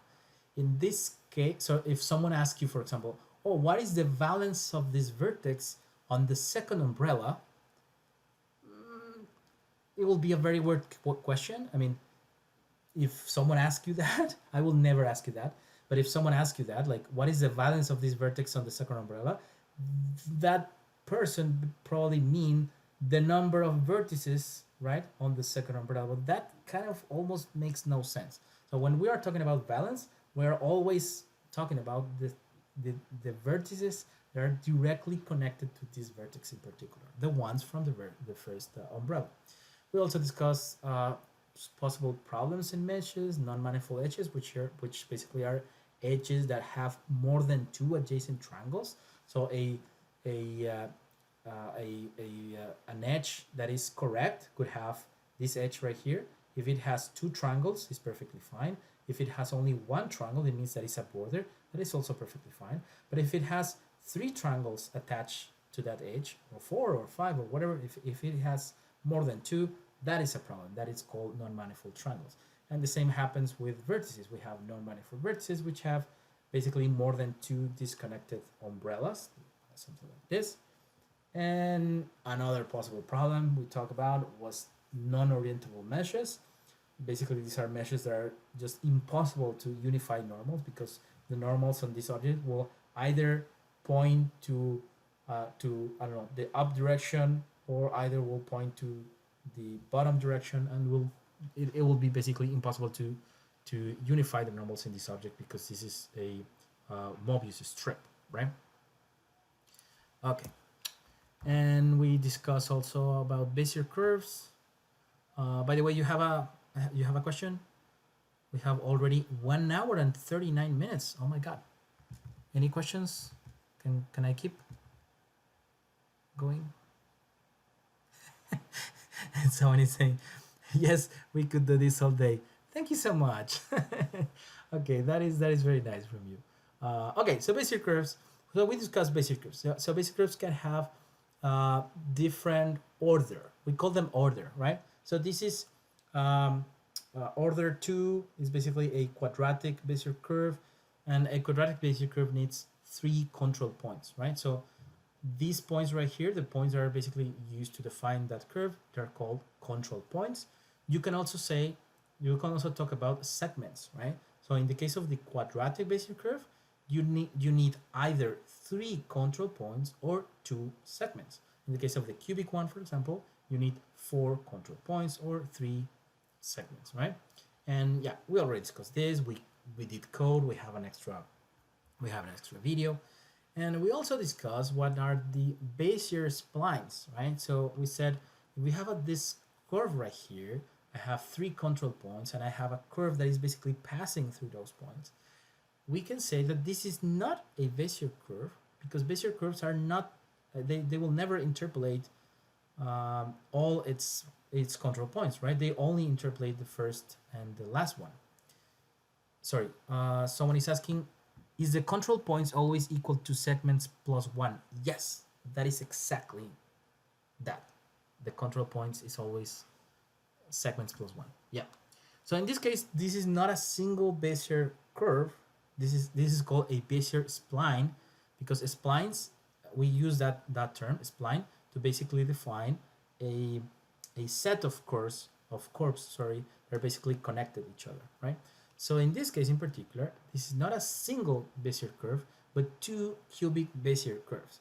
And so this is a very nice way to compute curves in computer graphics, but because in terms of the of the user, right?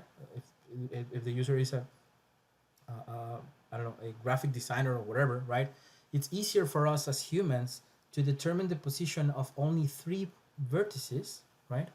For example, here it's very easy for us to just determine the position of these 3 control points and just automatically get a beautiful curve that is passing through those vertices, and that is obviously better, right? So that means that if the user is giving us only 3 points and we need to compute this as 2 different cubic Bayesian curves, we need an algorithm to compute the green dots, right?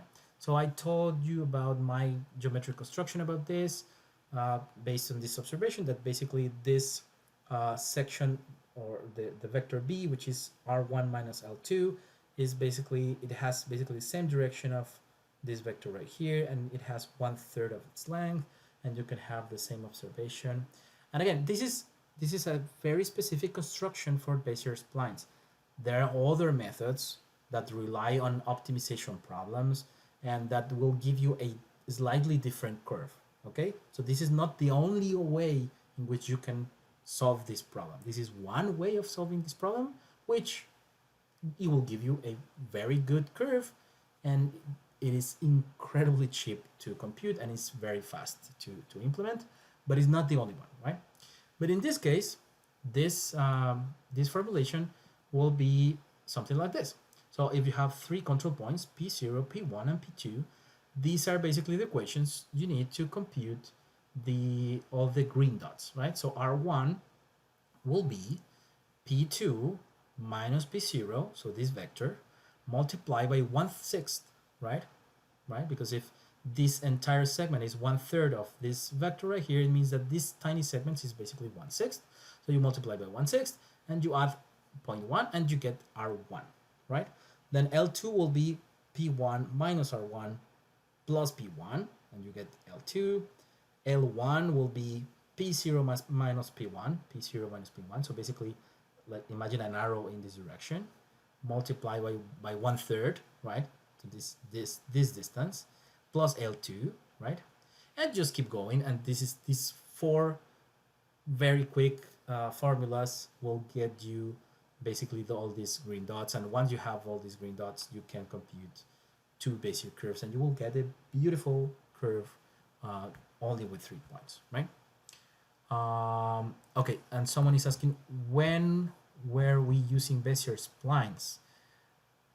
You mean where in this course or where in computer graphics? Because in computer graphics, we use them in almost everywhere.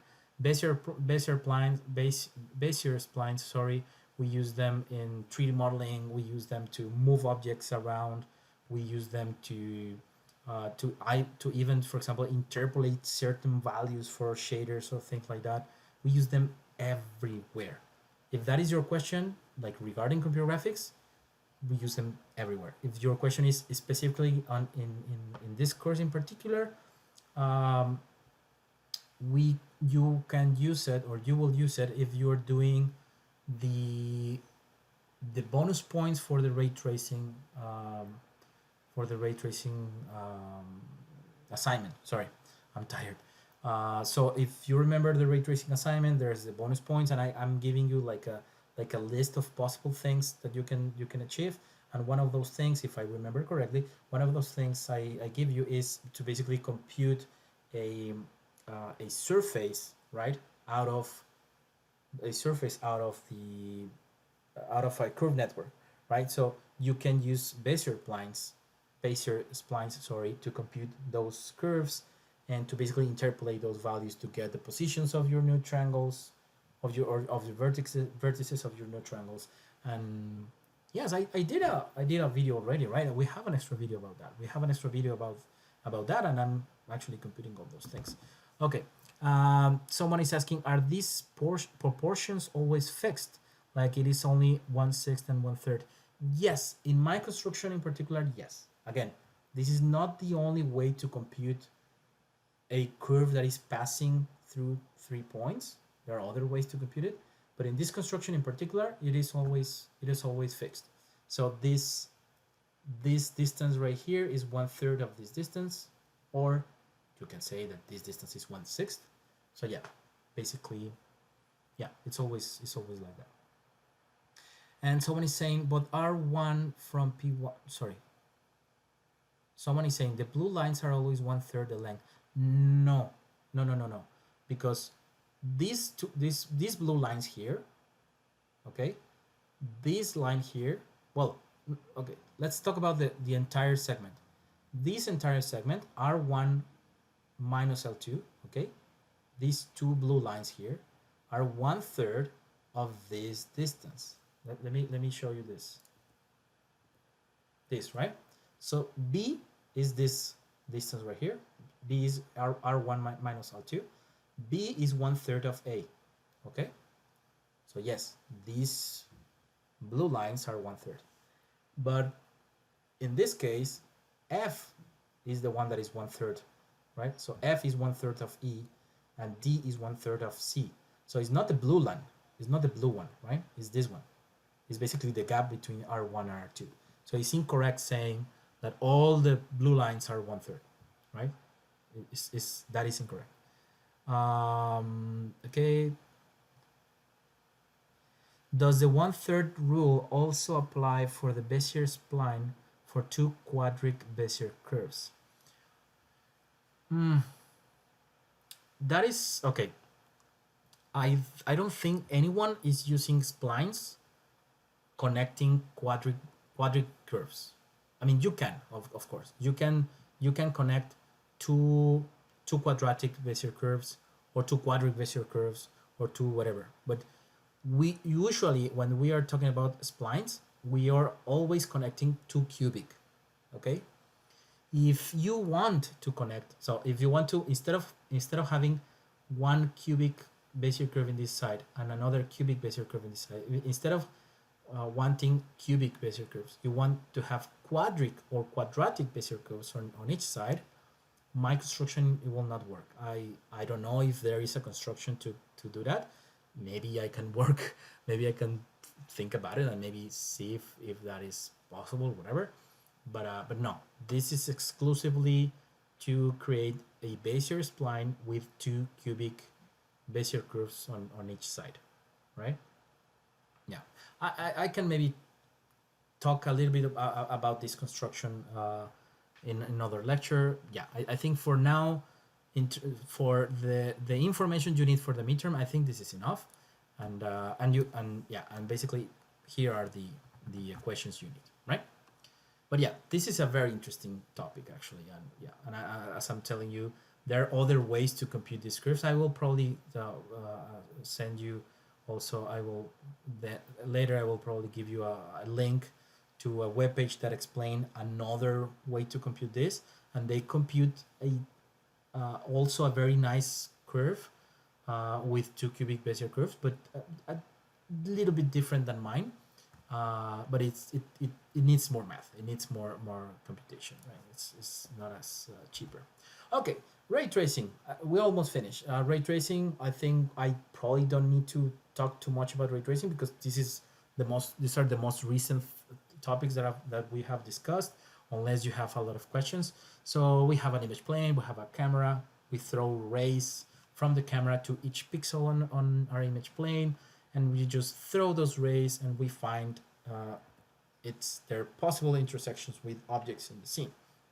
So we have this. We already discussed the formulas to get, for example, the ray tracing to ray trace a sphere or the ray sphere intersection. We also discussed the ray plane intersection, and everything is explained on our lectures. I don't think I need to, again, unless you have questions, I don't think I need to re-explain all of this. And we also talk about ray triangle intersection, in which we said that we first compute the intersection to the plane, right? Because if we have a triangle, we can compute the normal, and any point on the triangle, it is a point on the same plane. So we can compute first the intersection between the ray and the plane, and then we just compute the barycentric coordinates from this point with respect to these three vertices from the triangle. And again, if the value is more than 1, it means that it's outside. If the value is 1, it's inside. And remember, this is the way in which you need the epsilon thing, right? If you just compute it as literally it's equal to 1, that will fail. In many cases, that will fail. And okay, so you throw a ray, you hit something, and that something, it's as if that something is a surface, you will get obviously a normal, and you can also get a light vector, right? So having those things, you have everything to compute the color of this sphere. If you want to, for example, apply either Phong or Blinn, you have enough information, right? Because you need a view vector, which is this guy right here. It's the same it's the same from the ray, right?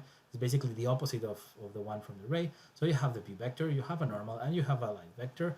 And you can, if you want to compute the Blinn, you can compute the half vector and the dot product and whatever. So you have enough information to compute the color using Blinn or Phong. And if you are also computing shadows and you want to compute the ray trace shadows, we said you need to compute a secondary ray. So you have the primary ray that comes from the camera, you hit a surface, and then after you hit that surface, you cast a secondary ray in the direction of the light to see if it's blocked or not. If you hit something, it means that you're blocked. It means that you're basically under shadow. So we already discussed that. And if you have objects that are reflective, right? If an object is not necessarily reflective, you can't compute just the color with Phong or Blinn. But if it's reflected, it means that you need to compute the reflection ray, and this is the equation to compute the reflection ray. You have the normal, and you have the light source, right? And sorry, is this equation correct? Normal. No, I think this is incorrect. I think this should be the view vector, right? Normal dot. Yes, I think this should be. I need to check, but I think this should be view vector. It's normal dot view times normal minus view. Okay. Yes, I think I'm can either Jake or Ivo, if you're still there, can you check if I am? I think I have a problem here for computing the reflection vector.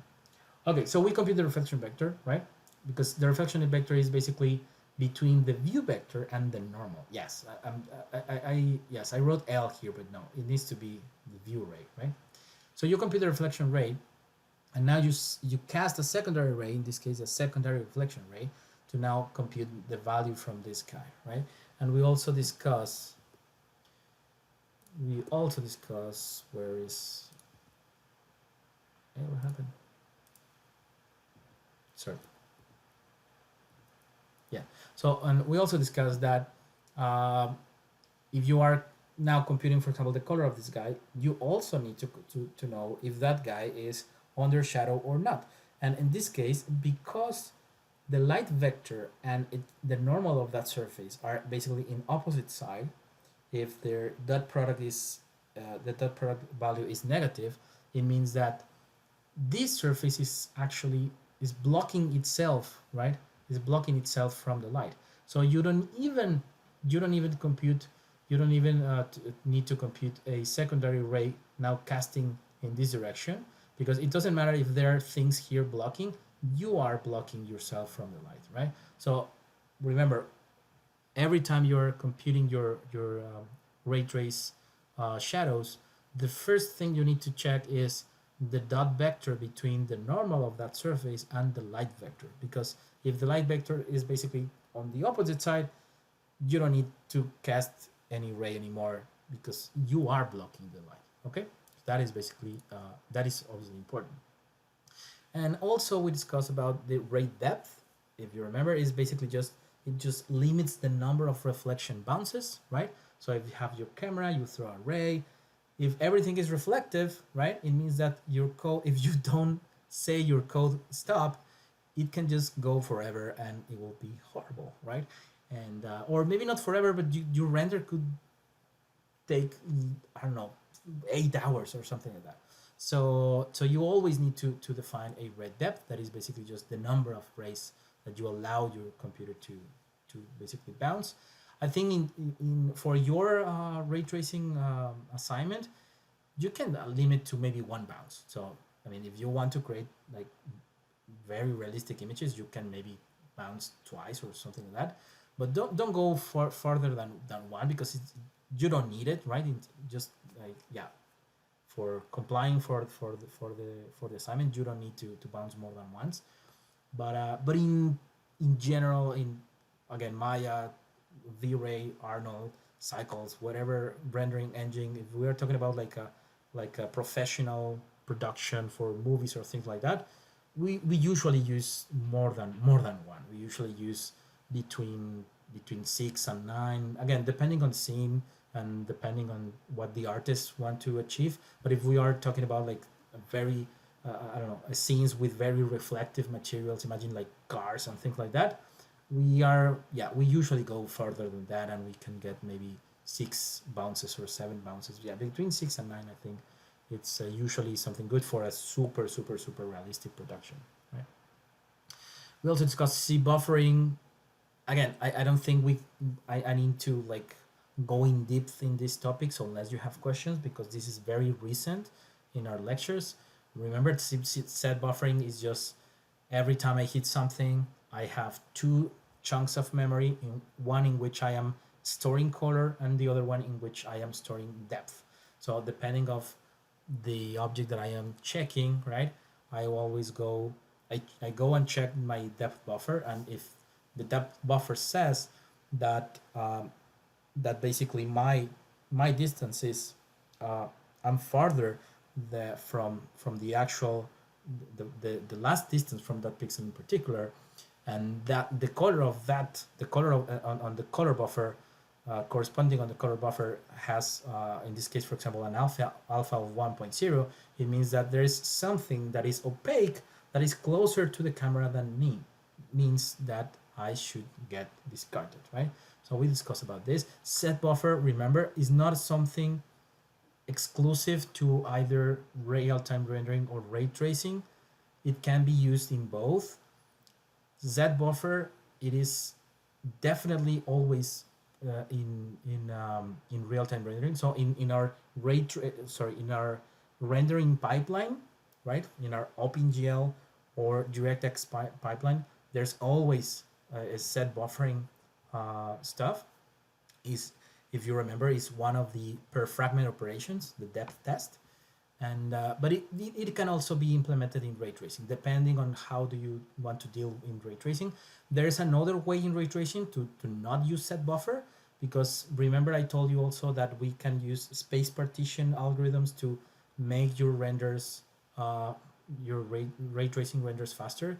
If you do that, you can also sort your objects depending, or sort your intersections depending on how close they are from the camera. So in those cases, you maybe don't necessarily you don't necessarily need to create a set buffer memory, but it's just a very easy way to do it, and memory is very cheap right now, so it's just a good way to implement this problem. And finally, aliasing, basically the last thing that we discussed. Remember, this is because we are getting from continuous information to discrete information. So if we don't deal with that problem, we get these horrible pictures right here. So basically, anti-aliasing is these are just algorithms that are trying to mimic, right? The the the they are trying to fake the action of reconstructing continuous information from discrete information, right? So we discussed three different ways to do it. One is super sampling, which is basically just render the frame in a super high resolution image, usually 3 times or 4 times bigger, and then just reduce its size, averaging the pixel color. There are still some implementations that actually do this. There do super sampling, but this is very bad because it's very expensive. So another way to do it is just do a multi-sampling. This is the one that is actually implemented in the code for your ray tracing assignment. You will see that the anti-aliasing of your assignment is implemented like this. It's implemented by just taking random samples, right, for the same pixel. And there are other ways to do it using post-process filters, usually Blender, Maya, 3 to the Max, Unity. Those I think right now currently they're mostly using post-process filters. Once they have the render at the end, they just apply certain filters to detect borders, and they only on those borders, only on the pixels on those borders, you can apply basically averaging filters or different types of filters to basically like blend the colors, right? So yes, and we finish exactly 2 hours, 2 hours and 2 minutes. Any question? Yay!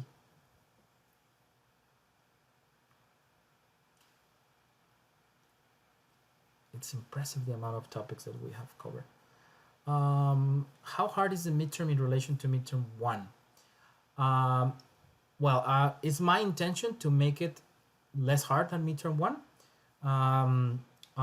The process of creating midterms, I told you before, I have the perception that it's almost like a work of art, because it's very difficult to define which questions are relevant, and yeah, I take a lot of time creating the midterms. And one of the final steps is that I get the midterm, I send the midterm to my TAs, and the TAs actually, they do the midterm, they tell me how much they spend doing that, if they consider if it's hard or not or whatever, and depending on their opinions, I modify things on the midterm. So that is what we are doing here. But yes, my intention is to make it not as hard. The final will be harder, of course, right? But yeah, midterm 2 should not be as hard. And I am also designed the midterm to also be a bit shorter. The thing that I still don't know, and we will probably not have, is, remember that when we had our first lecture, I told you that we might have this 2 stages exam, right? I told you about it, and I think it's a cool idea. The problem we still have is, yeah, basically the technology to do the midterm, to do these 2 stages. So midterm 1, we kind of had 2 stages because we had this extra, right? Because a lot of people were complaining that, oh, I didn't have enough time to solve the IQ problem, whatever. So we created this extra.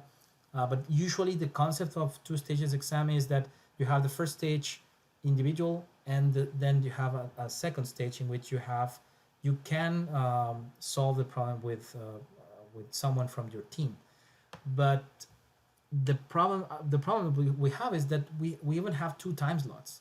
So we will have a group of people in one time slot solving maybe in 2 stages, and then a second time slot. So yeah, that is a bit complicated, right? Because the amount of people that will be in one time slot is different than we will probably have, like, I don't know, like 90 students in the first time slot and only 15 students in the second.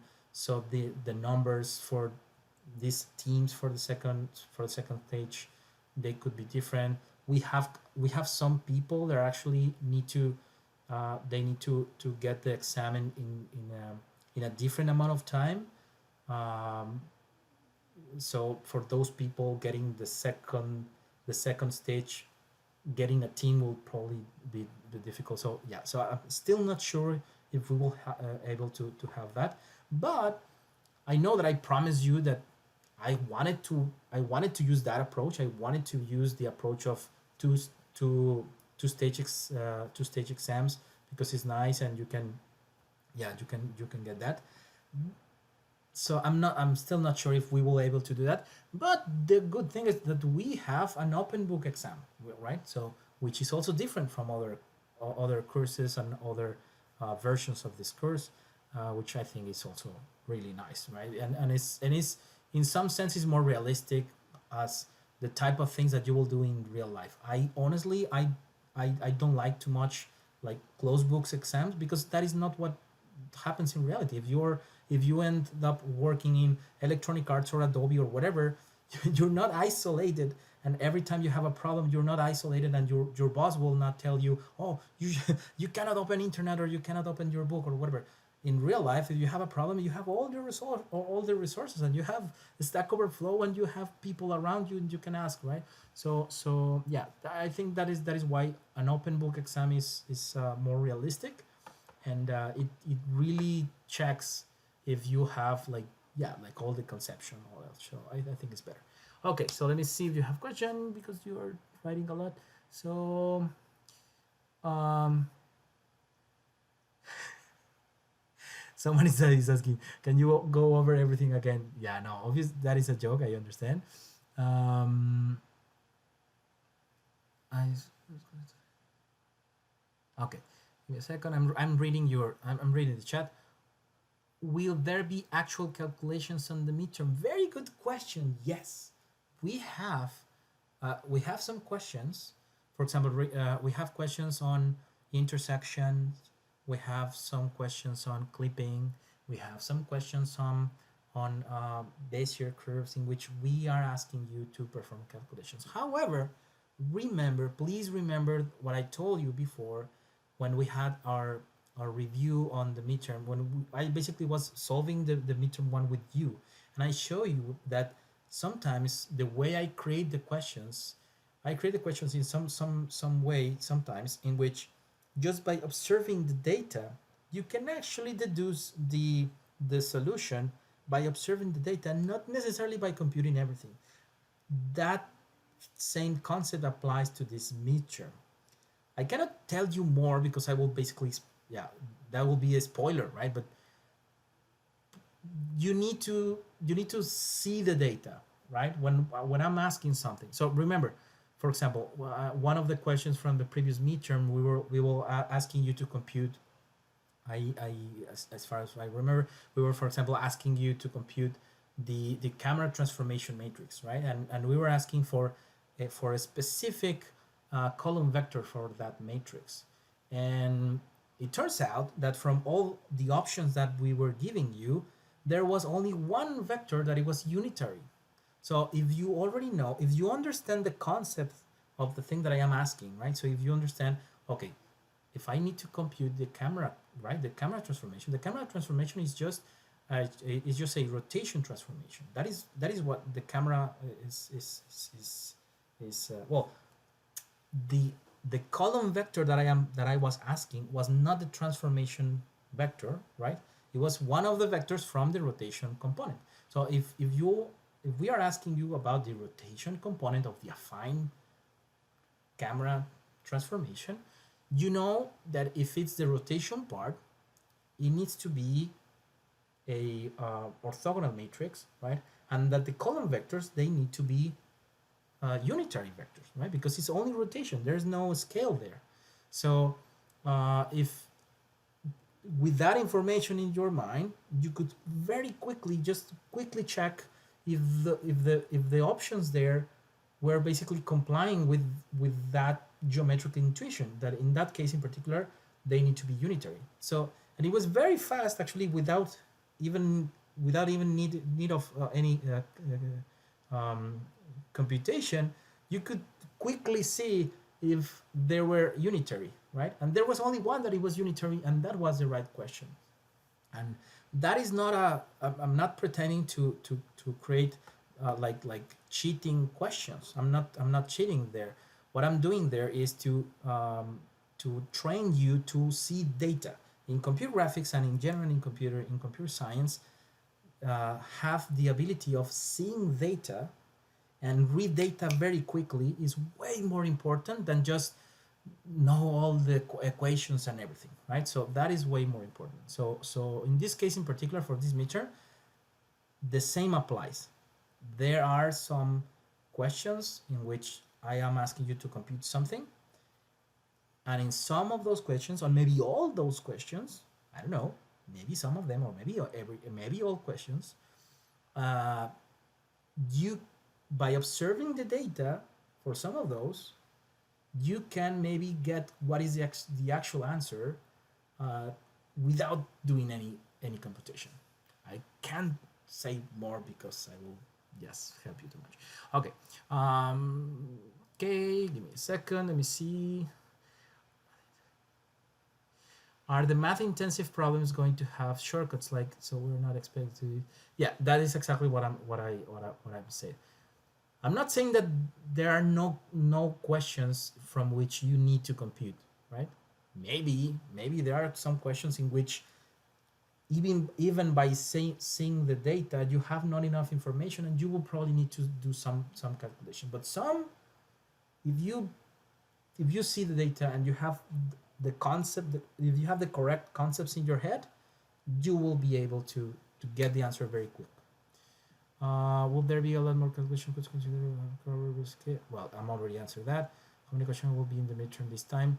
How many questions will be in the midterm this time? Less than the previous one. I think on the previous exam we had 30. How much?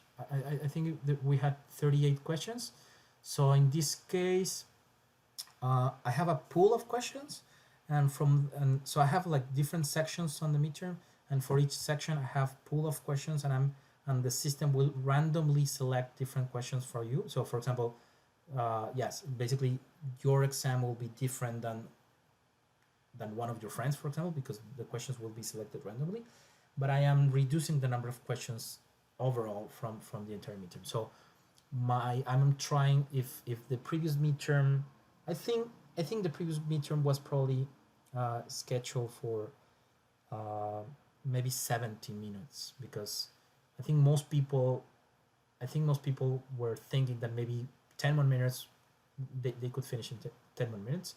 So I am trying to get this midterm maybe close to 35 to 40 minutes, so way shorter than the previous one. Yeah. Should the reflection vector on the slide? Should the reflection vector on the slide? Yes, it's the same. It's the same reflection vector. Although I'm still wondering if I made a mistake when I wrote the final equation, because I think I had a typo in the name of the, using the different names of the vectors. But it is the same. When we talk about reflection vector, it is the same. It is the vector that has a reflection vector has the same angle with respect to the normal than the view vector with respect to normal. That is a reflection vector, and it's always the same. Okay. Questions. Okay, so I have different questions here. Should space partition be unitary? What do you mean by space partition? Second question, is right hand rule index finger Y, middle finger Z, and thumb, okay, in a second, X.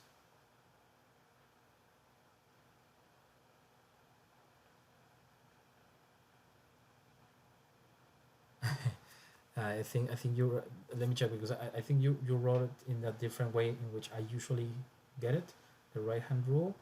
Let me see. I usually see the right hand rule as thumb X, right? Sorry.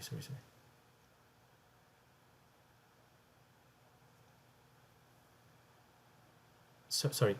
So I usually see it as x will be my thumb, right? The index will be y, and the middle will be z. Okay, and then you have why we need angle between vectors for Blinn color. Oh well, in case of Blinn, remember you need to compute the half vector, right? You need to compute first the half vector, and then you get the dot product between the half vector and the normal, and yeah, depending on that you compute the specular color, right? Okay.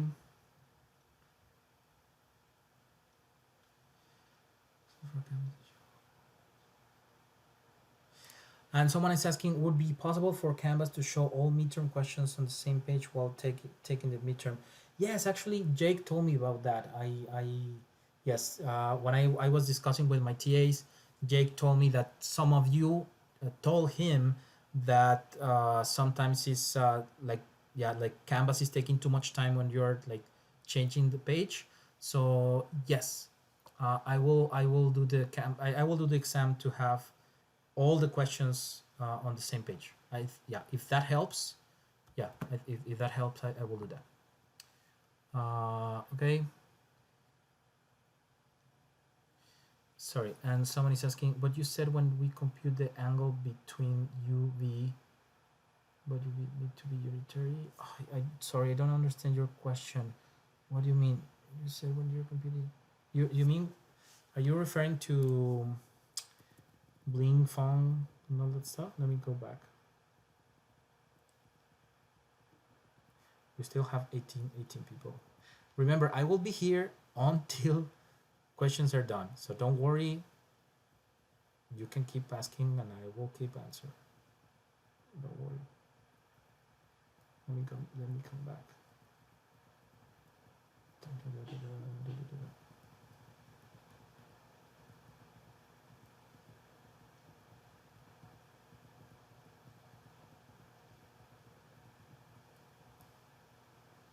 Okay, here. So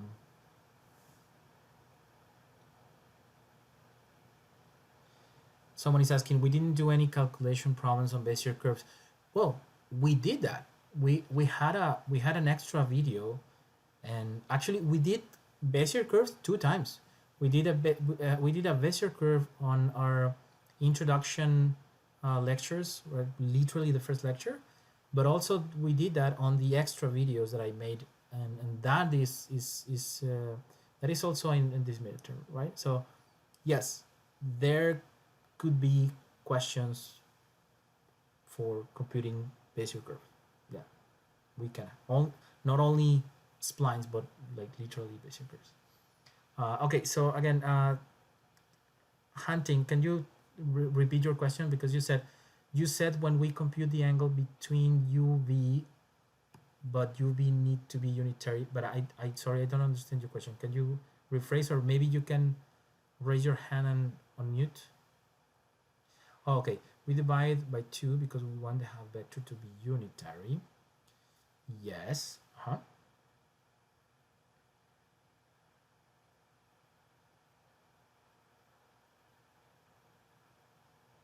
Oh, why?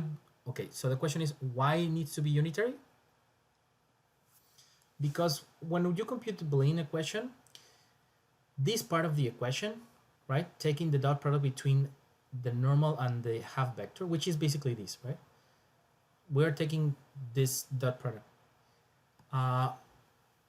Conceptually speaking, we are using, remember that dot product, geometrically speaking, a dot product between between 2 vectors is a dot product between vector A and vector B is the projection of vector A on vector B. So dot product is a projection.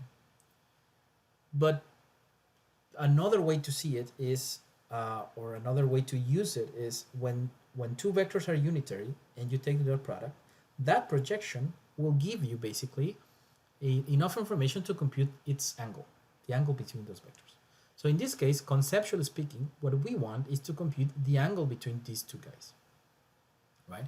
Because that angle basically affects how much specular level you have, right? So because conceptually speaking, what we are doing here is taking the angle or getting a value that represents the angle between the normal and the half vector, those vectors needs to be normalized. Otherwise, the result is different, right? Because remember, if the vectors are not normalized, the result of the dot product will be the distance, right? Basically, it will be the magnitude of the projection of one vector projected onto the other vector, right? Sometimes in some equations, we use the dot product without normalizing the vectors, right? Because sometimes what we need is that distance, the magnitude of the projected version, but not in this case. We want angle, right?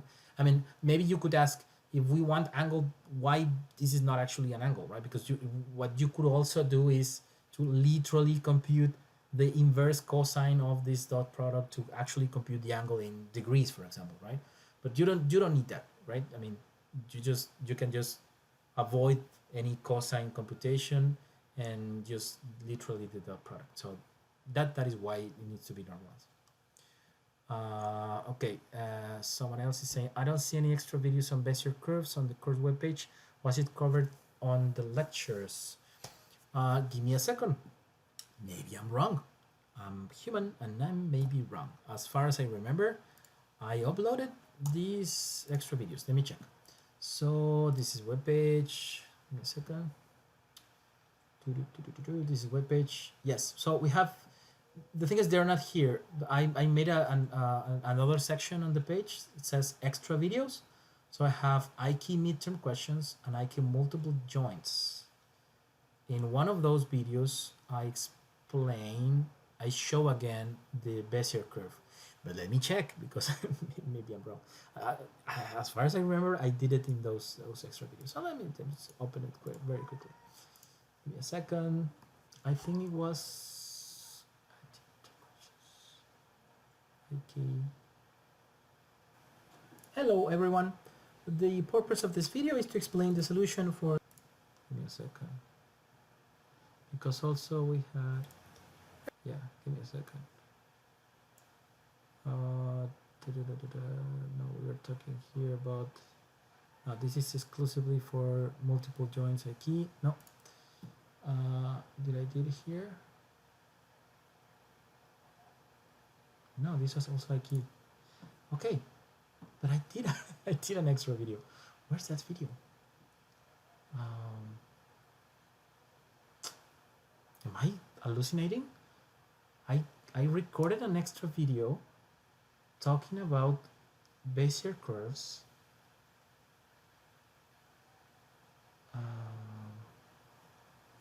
What happened with that video? Because I was also geometry video.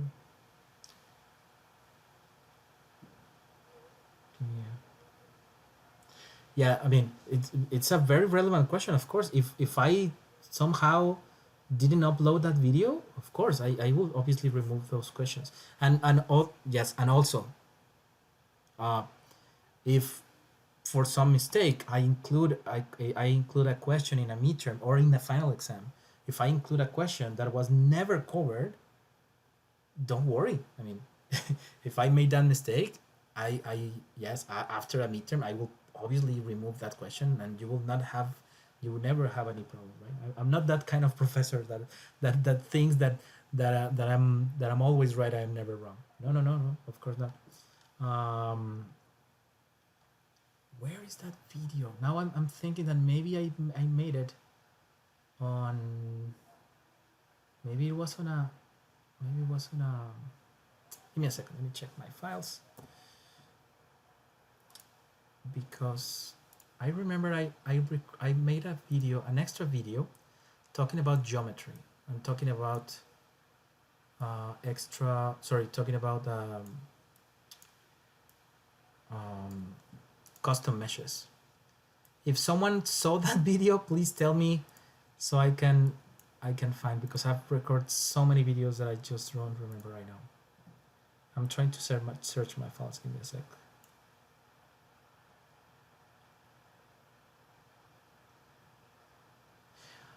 Okay, and in the meantime, let me just quickly check your questions.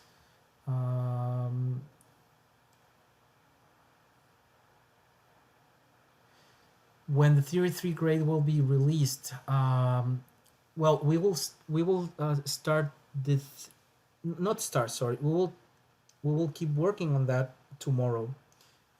Yeah, grading takes a lot of time, and because it's coding and it had this peer review, it takes a lot of time. So what we usually do is, after you had your face-to-face grading, we need to get like everybody agree on the grade on the grading scheme, right?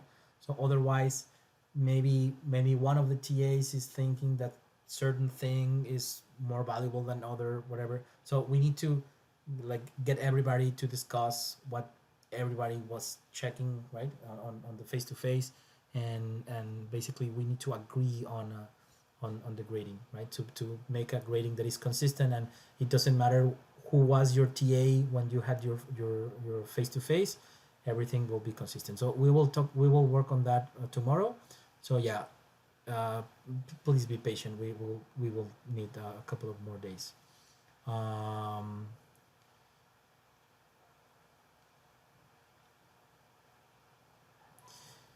okay, and Hunting is asking, but isn't Blinn color equals ambient plus diffuse plus specular, same as the implementation of the shading assignment? Yes, of course. Yeah. So actually, okay, the Blinn equation or the Phong equation, it's only for the specular part, right? So ambient, the ambient part and diffuse part is exactly the same, right?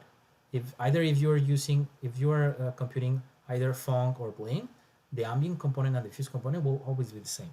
The only one that changes is the specular one. So the specular one, you either computed using Phong equations or either computed using Blinn equations, right?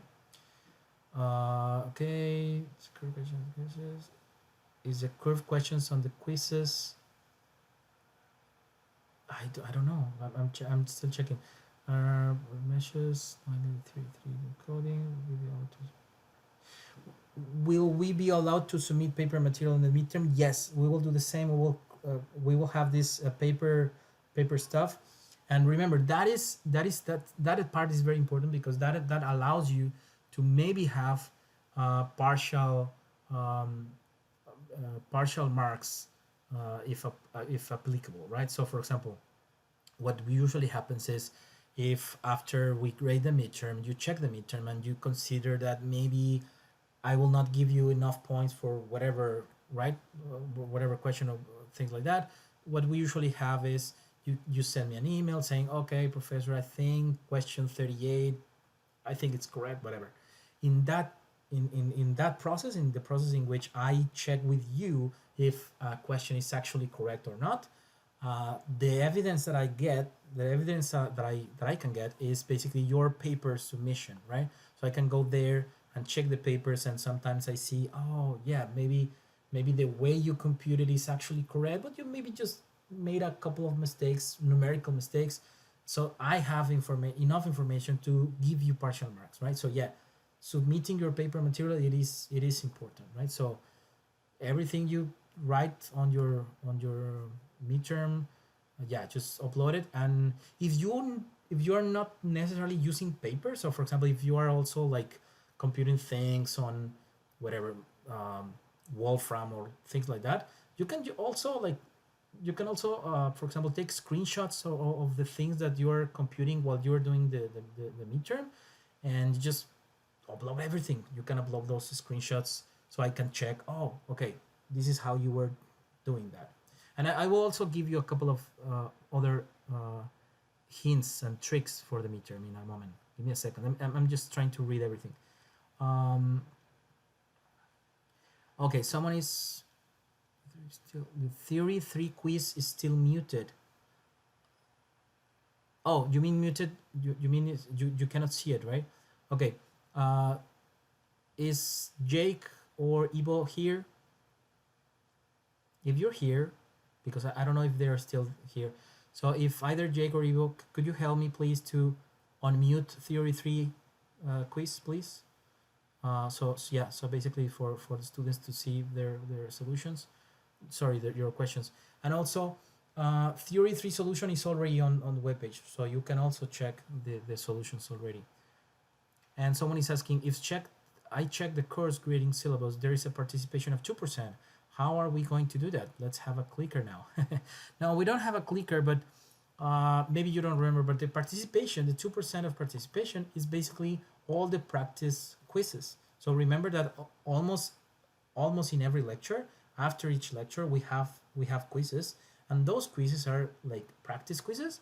So yeah, that is basically your 2% of participation, solving those quizzes. So if you have solved most of those practice quizzes, you will have participation.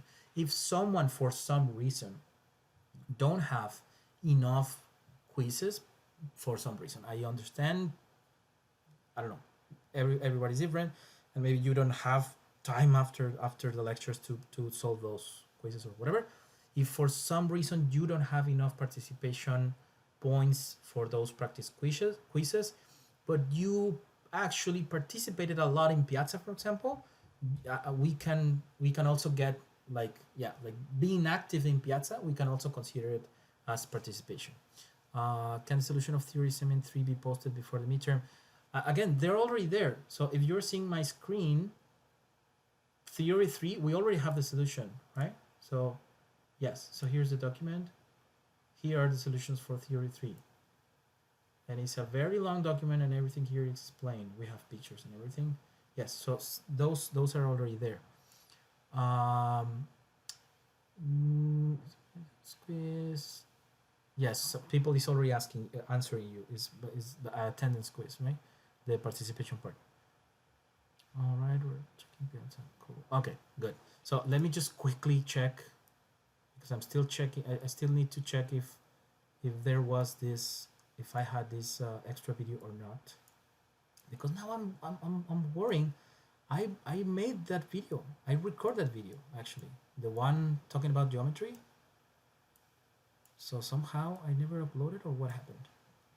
So give me just 1 second. Where am I? Lectures.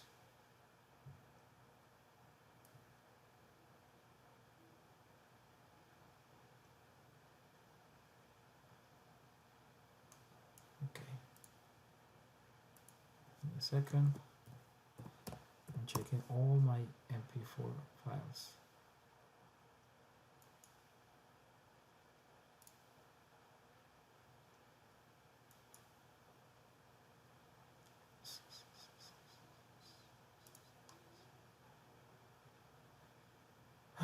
Okay.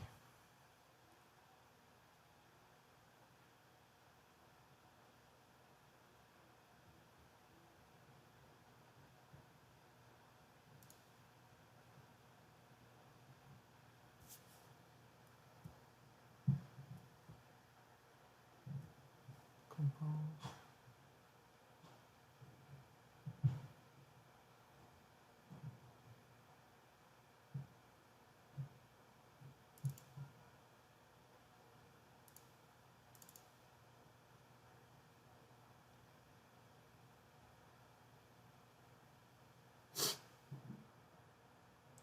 Yeah, give me a second. I'm still checking here.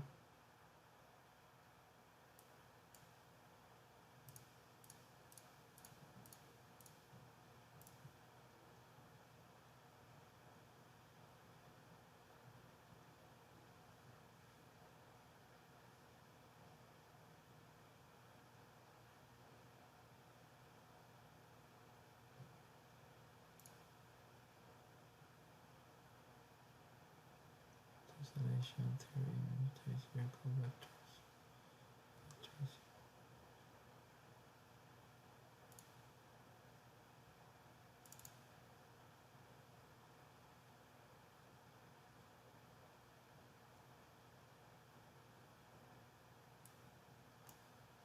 Give me a second.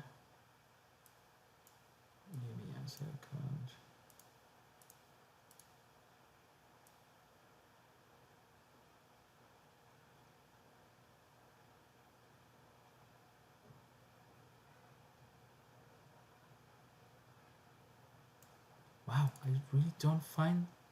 I can't find that video. I recorded a video. Yeah, I don't know what happened. I recorded a video in which I was explaining. I showed again the Bayesian curve computation and the basically the custom measures, and I did it for basically to help you to for the bonus part for ray tracing, but I can't find it neither on the web page. And yes, maybe I just recorded and I have it as a Camtasia file, but not the MP4. Okay, so that means that if you haven't seen that video, the video in which I am, yes, basically showing again the Bayesian curve computation, we will not have any question regarding Bayesian curve computation. We still can have questions, and we will questions regarding Bayesian splines, okay, but not Bayesian curves, because you're right. There's that video is not there. I don't know what happened. For some reason it's not there. I will need to check. Okay, so we still have 9 people here. I need to tell you something else, like for the midterm. So again, one thing that is important is you need to see the data. A lot of things that you will see, a lot of questions you will see. If you observe the data, you will probably be able to get the question very quick. But another thing that you also could do, and I mean, this is my recommendation, is we have formulas for everything, right? We have formulas for everything, and we have all the math. And I'm also letting you to use, it's an open book midterm, and remember, you can also use any sort of computation for your solutions. So you can use JavaScript code, you can use Python code, you can use Wolfram, whatever system you need. So it will be very intelligent also to maybe prepare some code for your exam, right? So for example, if you know that I might ask you to compute, for example, to compute all the green points, right? To compute the missing points for, let's say, the Bayesian curves, and you have the formulas already, everything is already there. Instead of waiting for the midterm to see one of those questions, and right, and you will need to like quickly write on MATLAB, whatever, right? You could do those type of like small like testing codes. You could do those things before, right? So you could for example use Python, right?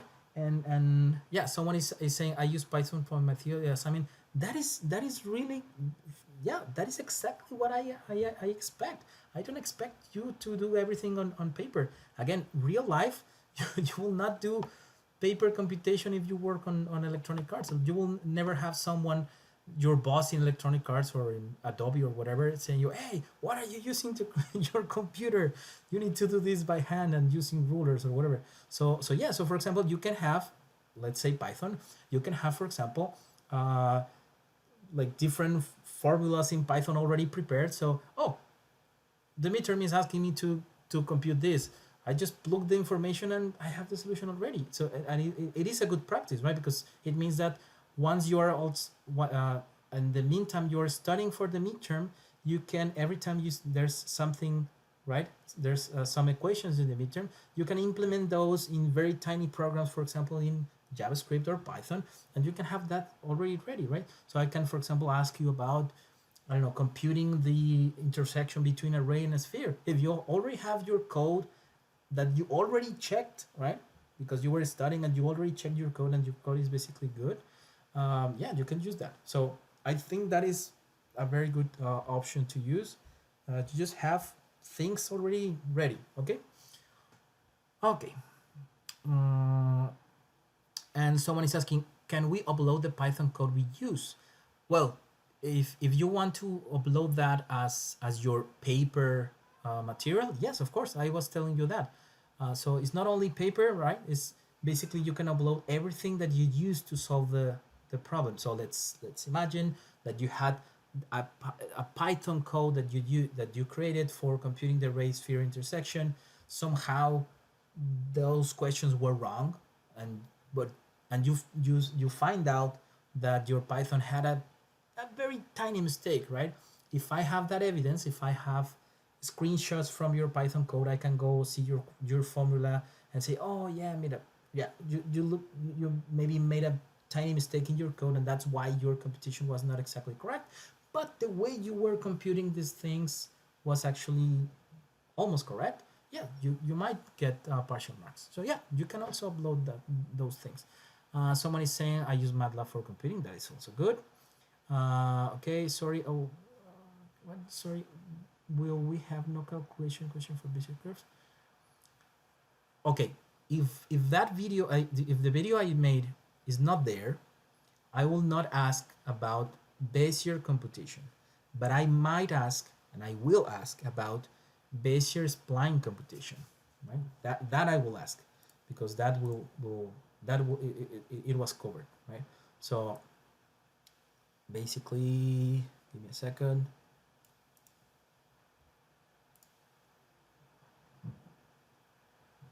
So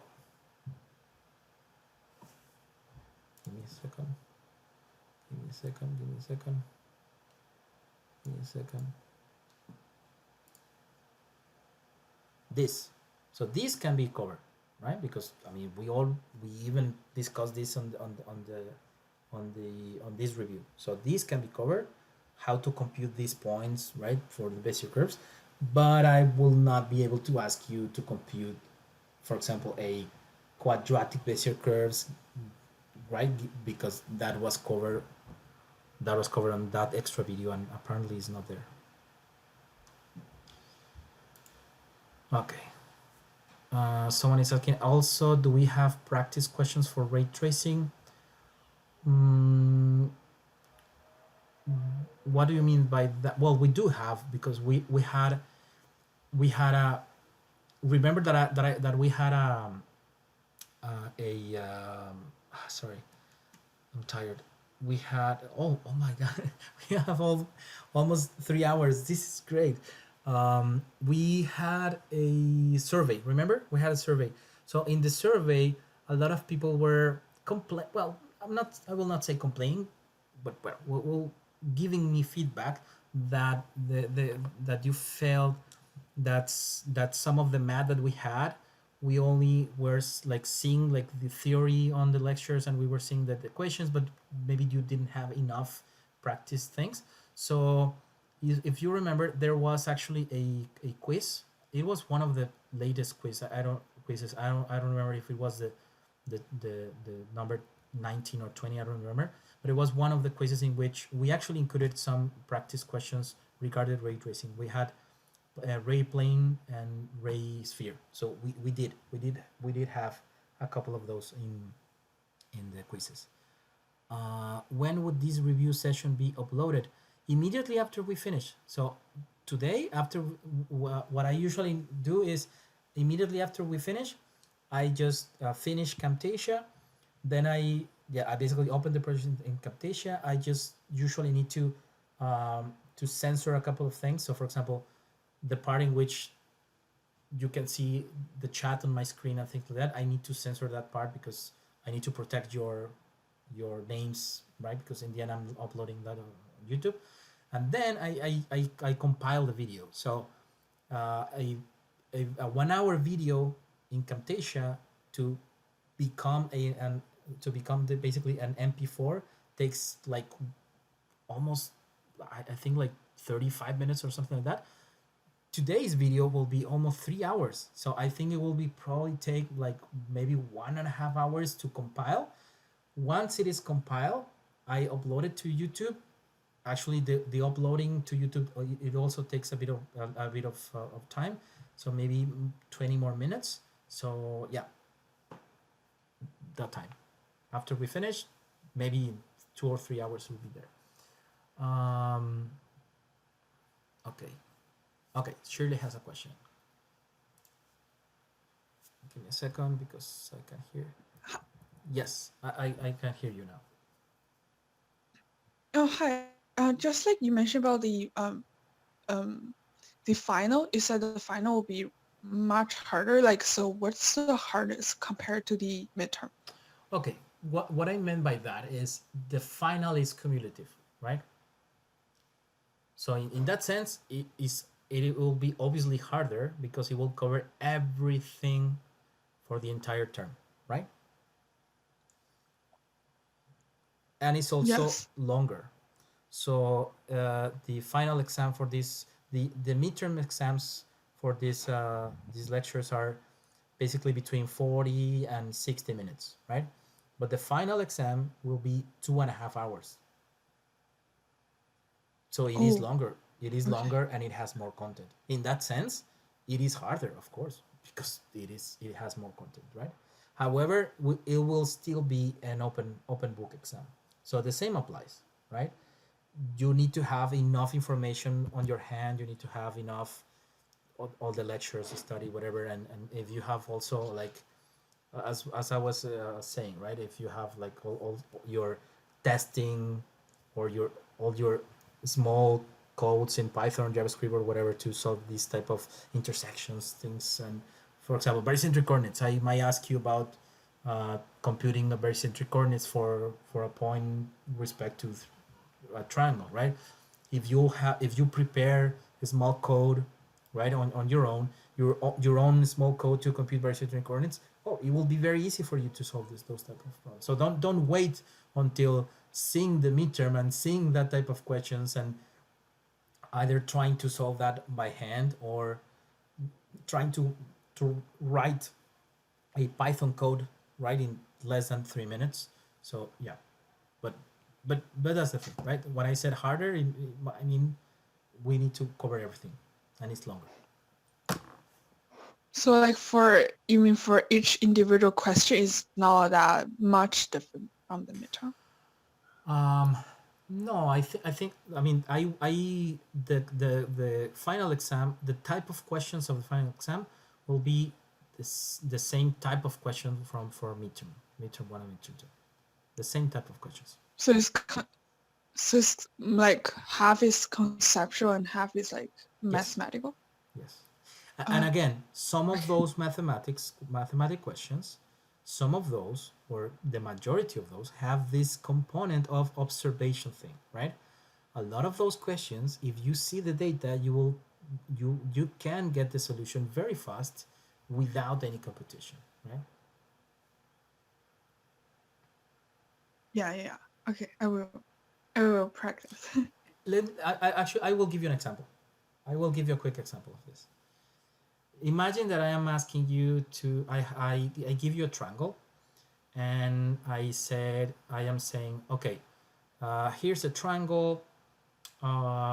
This triangle is intersecting the left clipping plane. Okay, so we are in NDC coordinates, and this triangle right here is intersecting the left plane. And I will ask you to compute one of those intersections, right? uh, Yeah. sorry, I cannot see the screen. You cannot see the screen. Can you see the Bezier spline? I'm sharing my screen. Yeah, yes, I can see the spine, but I don't. I thought you are drawing a No. separate I'm not graph. drawing anything. Sorry. No. Just Oh, imagine. So I will sorry. give you an example of this observation thing. Um, Okay. Imagine that I tell you, okay, we have a triangle already on the NDC coordinates, and it's a clipping question, right? And I tell you, I'm telling you, this triangle is intersecting the, let's say, the left plane, right? Let's say that it is intersecting the left plane, and I'm Yeah. asking you, for example, to compute one of those intersections. So let's assume that you have the segment AB and the segment BC, right, from the triangle, and I'm telling you that those segments are indeed intersecting the left plane. And I'm asking you, okay, please tell me what is the intersection between the segment AB with this plane, right? The first thing that you might um, argue in your head, right, geometrically speaking, or your intuition is that those intersections, right, they need to be exactly on the left plane. You agree? Yeah. It means that their x value needs to be exactly -1. You agree? Mm-hmm. Because the left Yes. plane is, right? The left plane is aligned with the x value, right? And is the one that is basically on the opposite side. So it means that wherever is the position, right? They cannot be outside that plane. They need to be exactly on that plane. So the x value needs to be -1. So imagine that I give you different options, right? And you have a lot of numbers, right? With a lot of floating points, right? But there's only one option there whose x value is exactly -1. That is for sure the solution, right? Yes. Maybe Yes. Yes. maybe there are other options in which the x value is, I don't know, -1.3, and there are others that are maybe like -0.85, right? Those are obviously not the solutions because those are not on that plane. That is the type of observations that is good if you can develop that type of observations for the midterm, because again you can also compute the thing, and if you have your Python code, for example, and you might have enough code to maybe plug the numbers and get the result, that is perfectly fine. But sometimes you can actually quicker like yeah, like basically deduce the solution quicker if you have this type of observations. And the thing is, in the real life, when you hopefully, if you want to work on computer graphics in the future, and you might working in again Adobe or Blender or Maya, whatever company you want, or Electronic Arts or things like that, or maybe you decide to do research and you're doing these type of things, one of the most valuable skills that you will need is this skill of observation, right? Observing data. Sometimes you don't have enough time to compute everything. Yeah, the most brilliant researchers and people in industry are the ones that are able to see data very quickly and get to conclusions very quickly just by seeing data, right?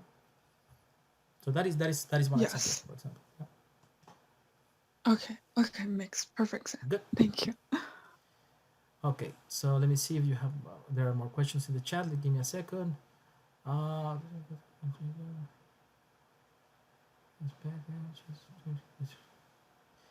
okay, so someone is just to make sure for Bezier spline, we will be given P1, P2, P3, and we will need to compute error. Yes, yes, exactly. For example, for that question in particular, I might give you 3 points, and I will ask you to compute, yeah, L1, L2, R1, R2, or only one of those points. Yes.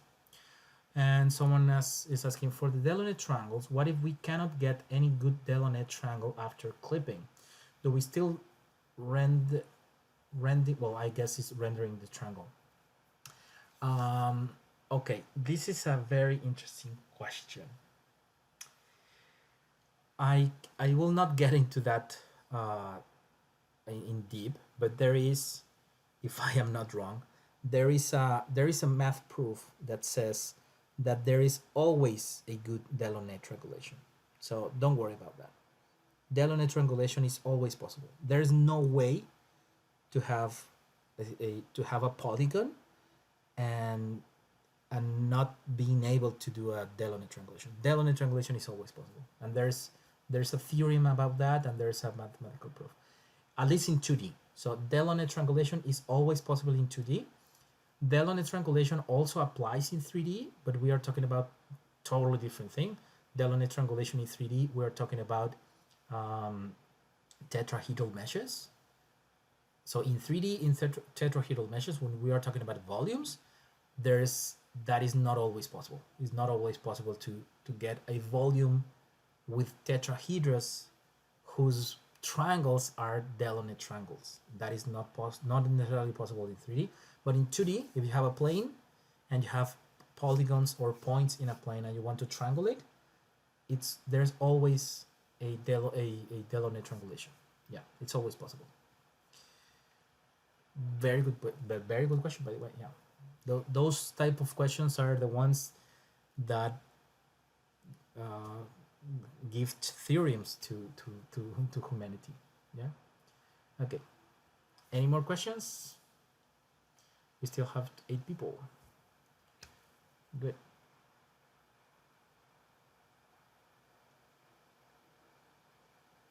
No more questions? So you want to finish, or what an incredible Thank you so much. Thank you, thank you. I just love to teach that. That's it. Okay, thank you so much. For the ray tracing assignment, is there any reading material we need besides the ray tracing? Oh, okay, sorry, I understand. Ray tracing assignment. Okay, the ray tracing assignment is, well, if you read the document already, those readings, basically, yeah, 22.6, 22.9 from B1 and 13 from B2, those are optional readings for ray tracing. That is optional. The thing that you really need for the ray tracing assignment is actually this book, Ray Tracing in One Weekend. The document I have, give me a second. So yeah, so this is basically the PDF for a ray tracing assignment, and the first part, which is basically 50 points, is implementing this path tracer from Peter Shirley, following this book, right? So the book is actually here. This link is basically the same as the one on our webpage. So if you go down, this is the first book, Ray Tracing in One Weekend. There are 3 books, and yeah, I mean, if after after our course you want to like keep adding to your path tracer, sorry, you can like keep reading this. But this is the first book. So basically, the first book, it will lead you step by step, explaining every single part of the code, every single line of the code. It will lead you step by step to create this path tracer. That is basically the first 50 points of your assignment. I mean, it is obviously a lot of content, right? There are 41 pages, but believe me, this is totally true that this is a ray tracer in one weekend, because you can truly create it in one weekend. It is actually very nice. The reading is very light. It took me, yeah, I spent a lot of time because there are a lot of ray tracers out there, and in previous editions for this course, what we usually had is we had a ray tracer template that was created by one of the UBC students a long time ago, and so we usually gave that template to the students, and they needed to just like basically implement different things. But the template was a bit complicated. It had a couple of books, there and there, and in the end, you don't quite understand. Sometimes you don't quite understand all the functionalities from the template, because it is a huge template. It has OBJ readers and a lot of things, and so there are a lot of small projects or like minimal ray tracer options out there.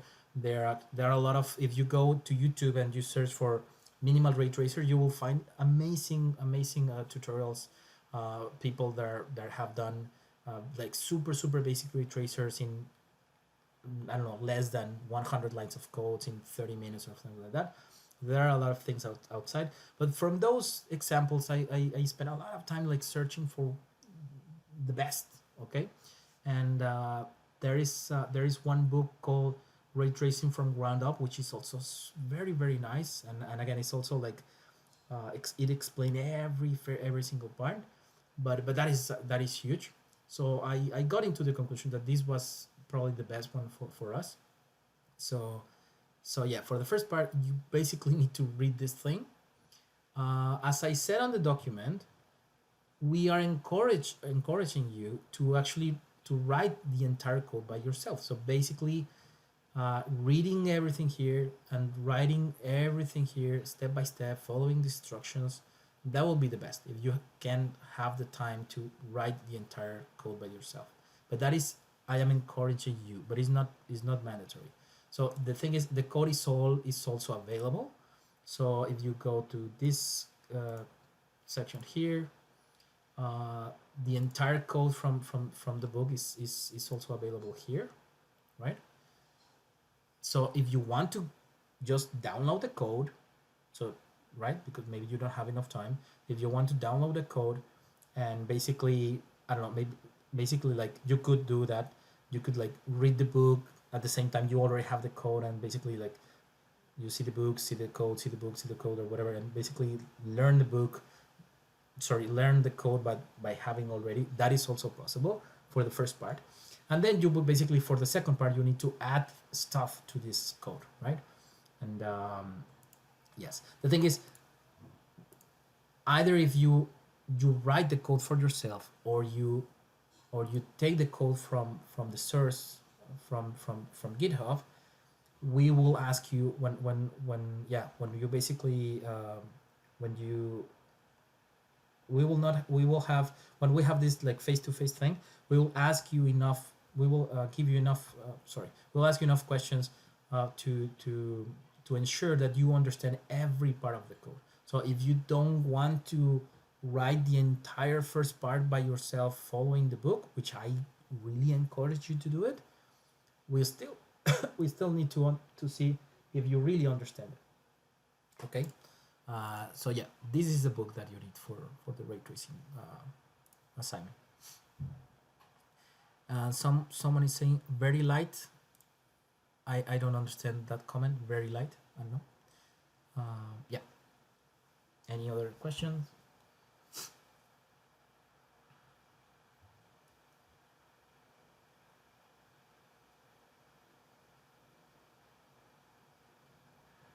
Thanks a lot for this review. Yeah, you're welcome. I mean, it's not.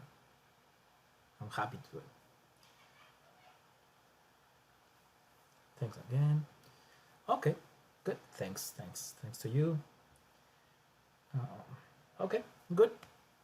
So I guess if you don't have any more questions, we can finish, unless you have a question. So we still have 8 people. No more questions.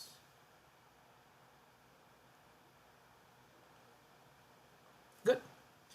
Okay, perfect. So see you on Wednesday, and remember, you still have obviously enough time to ask on Piazza. Unfortunately, I'm incredibly busy, and I don't have enough time to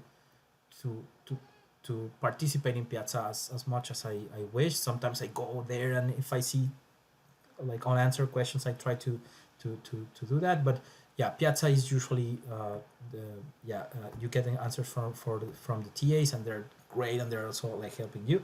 So yeah, so you still have Piazza if you have any questions. And thank you again. See you on midterm, and good luck. Bye, everybody.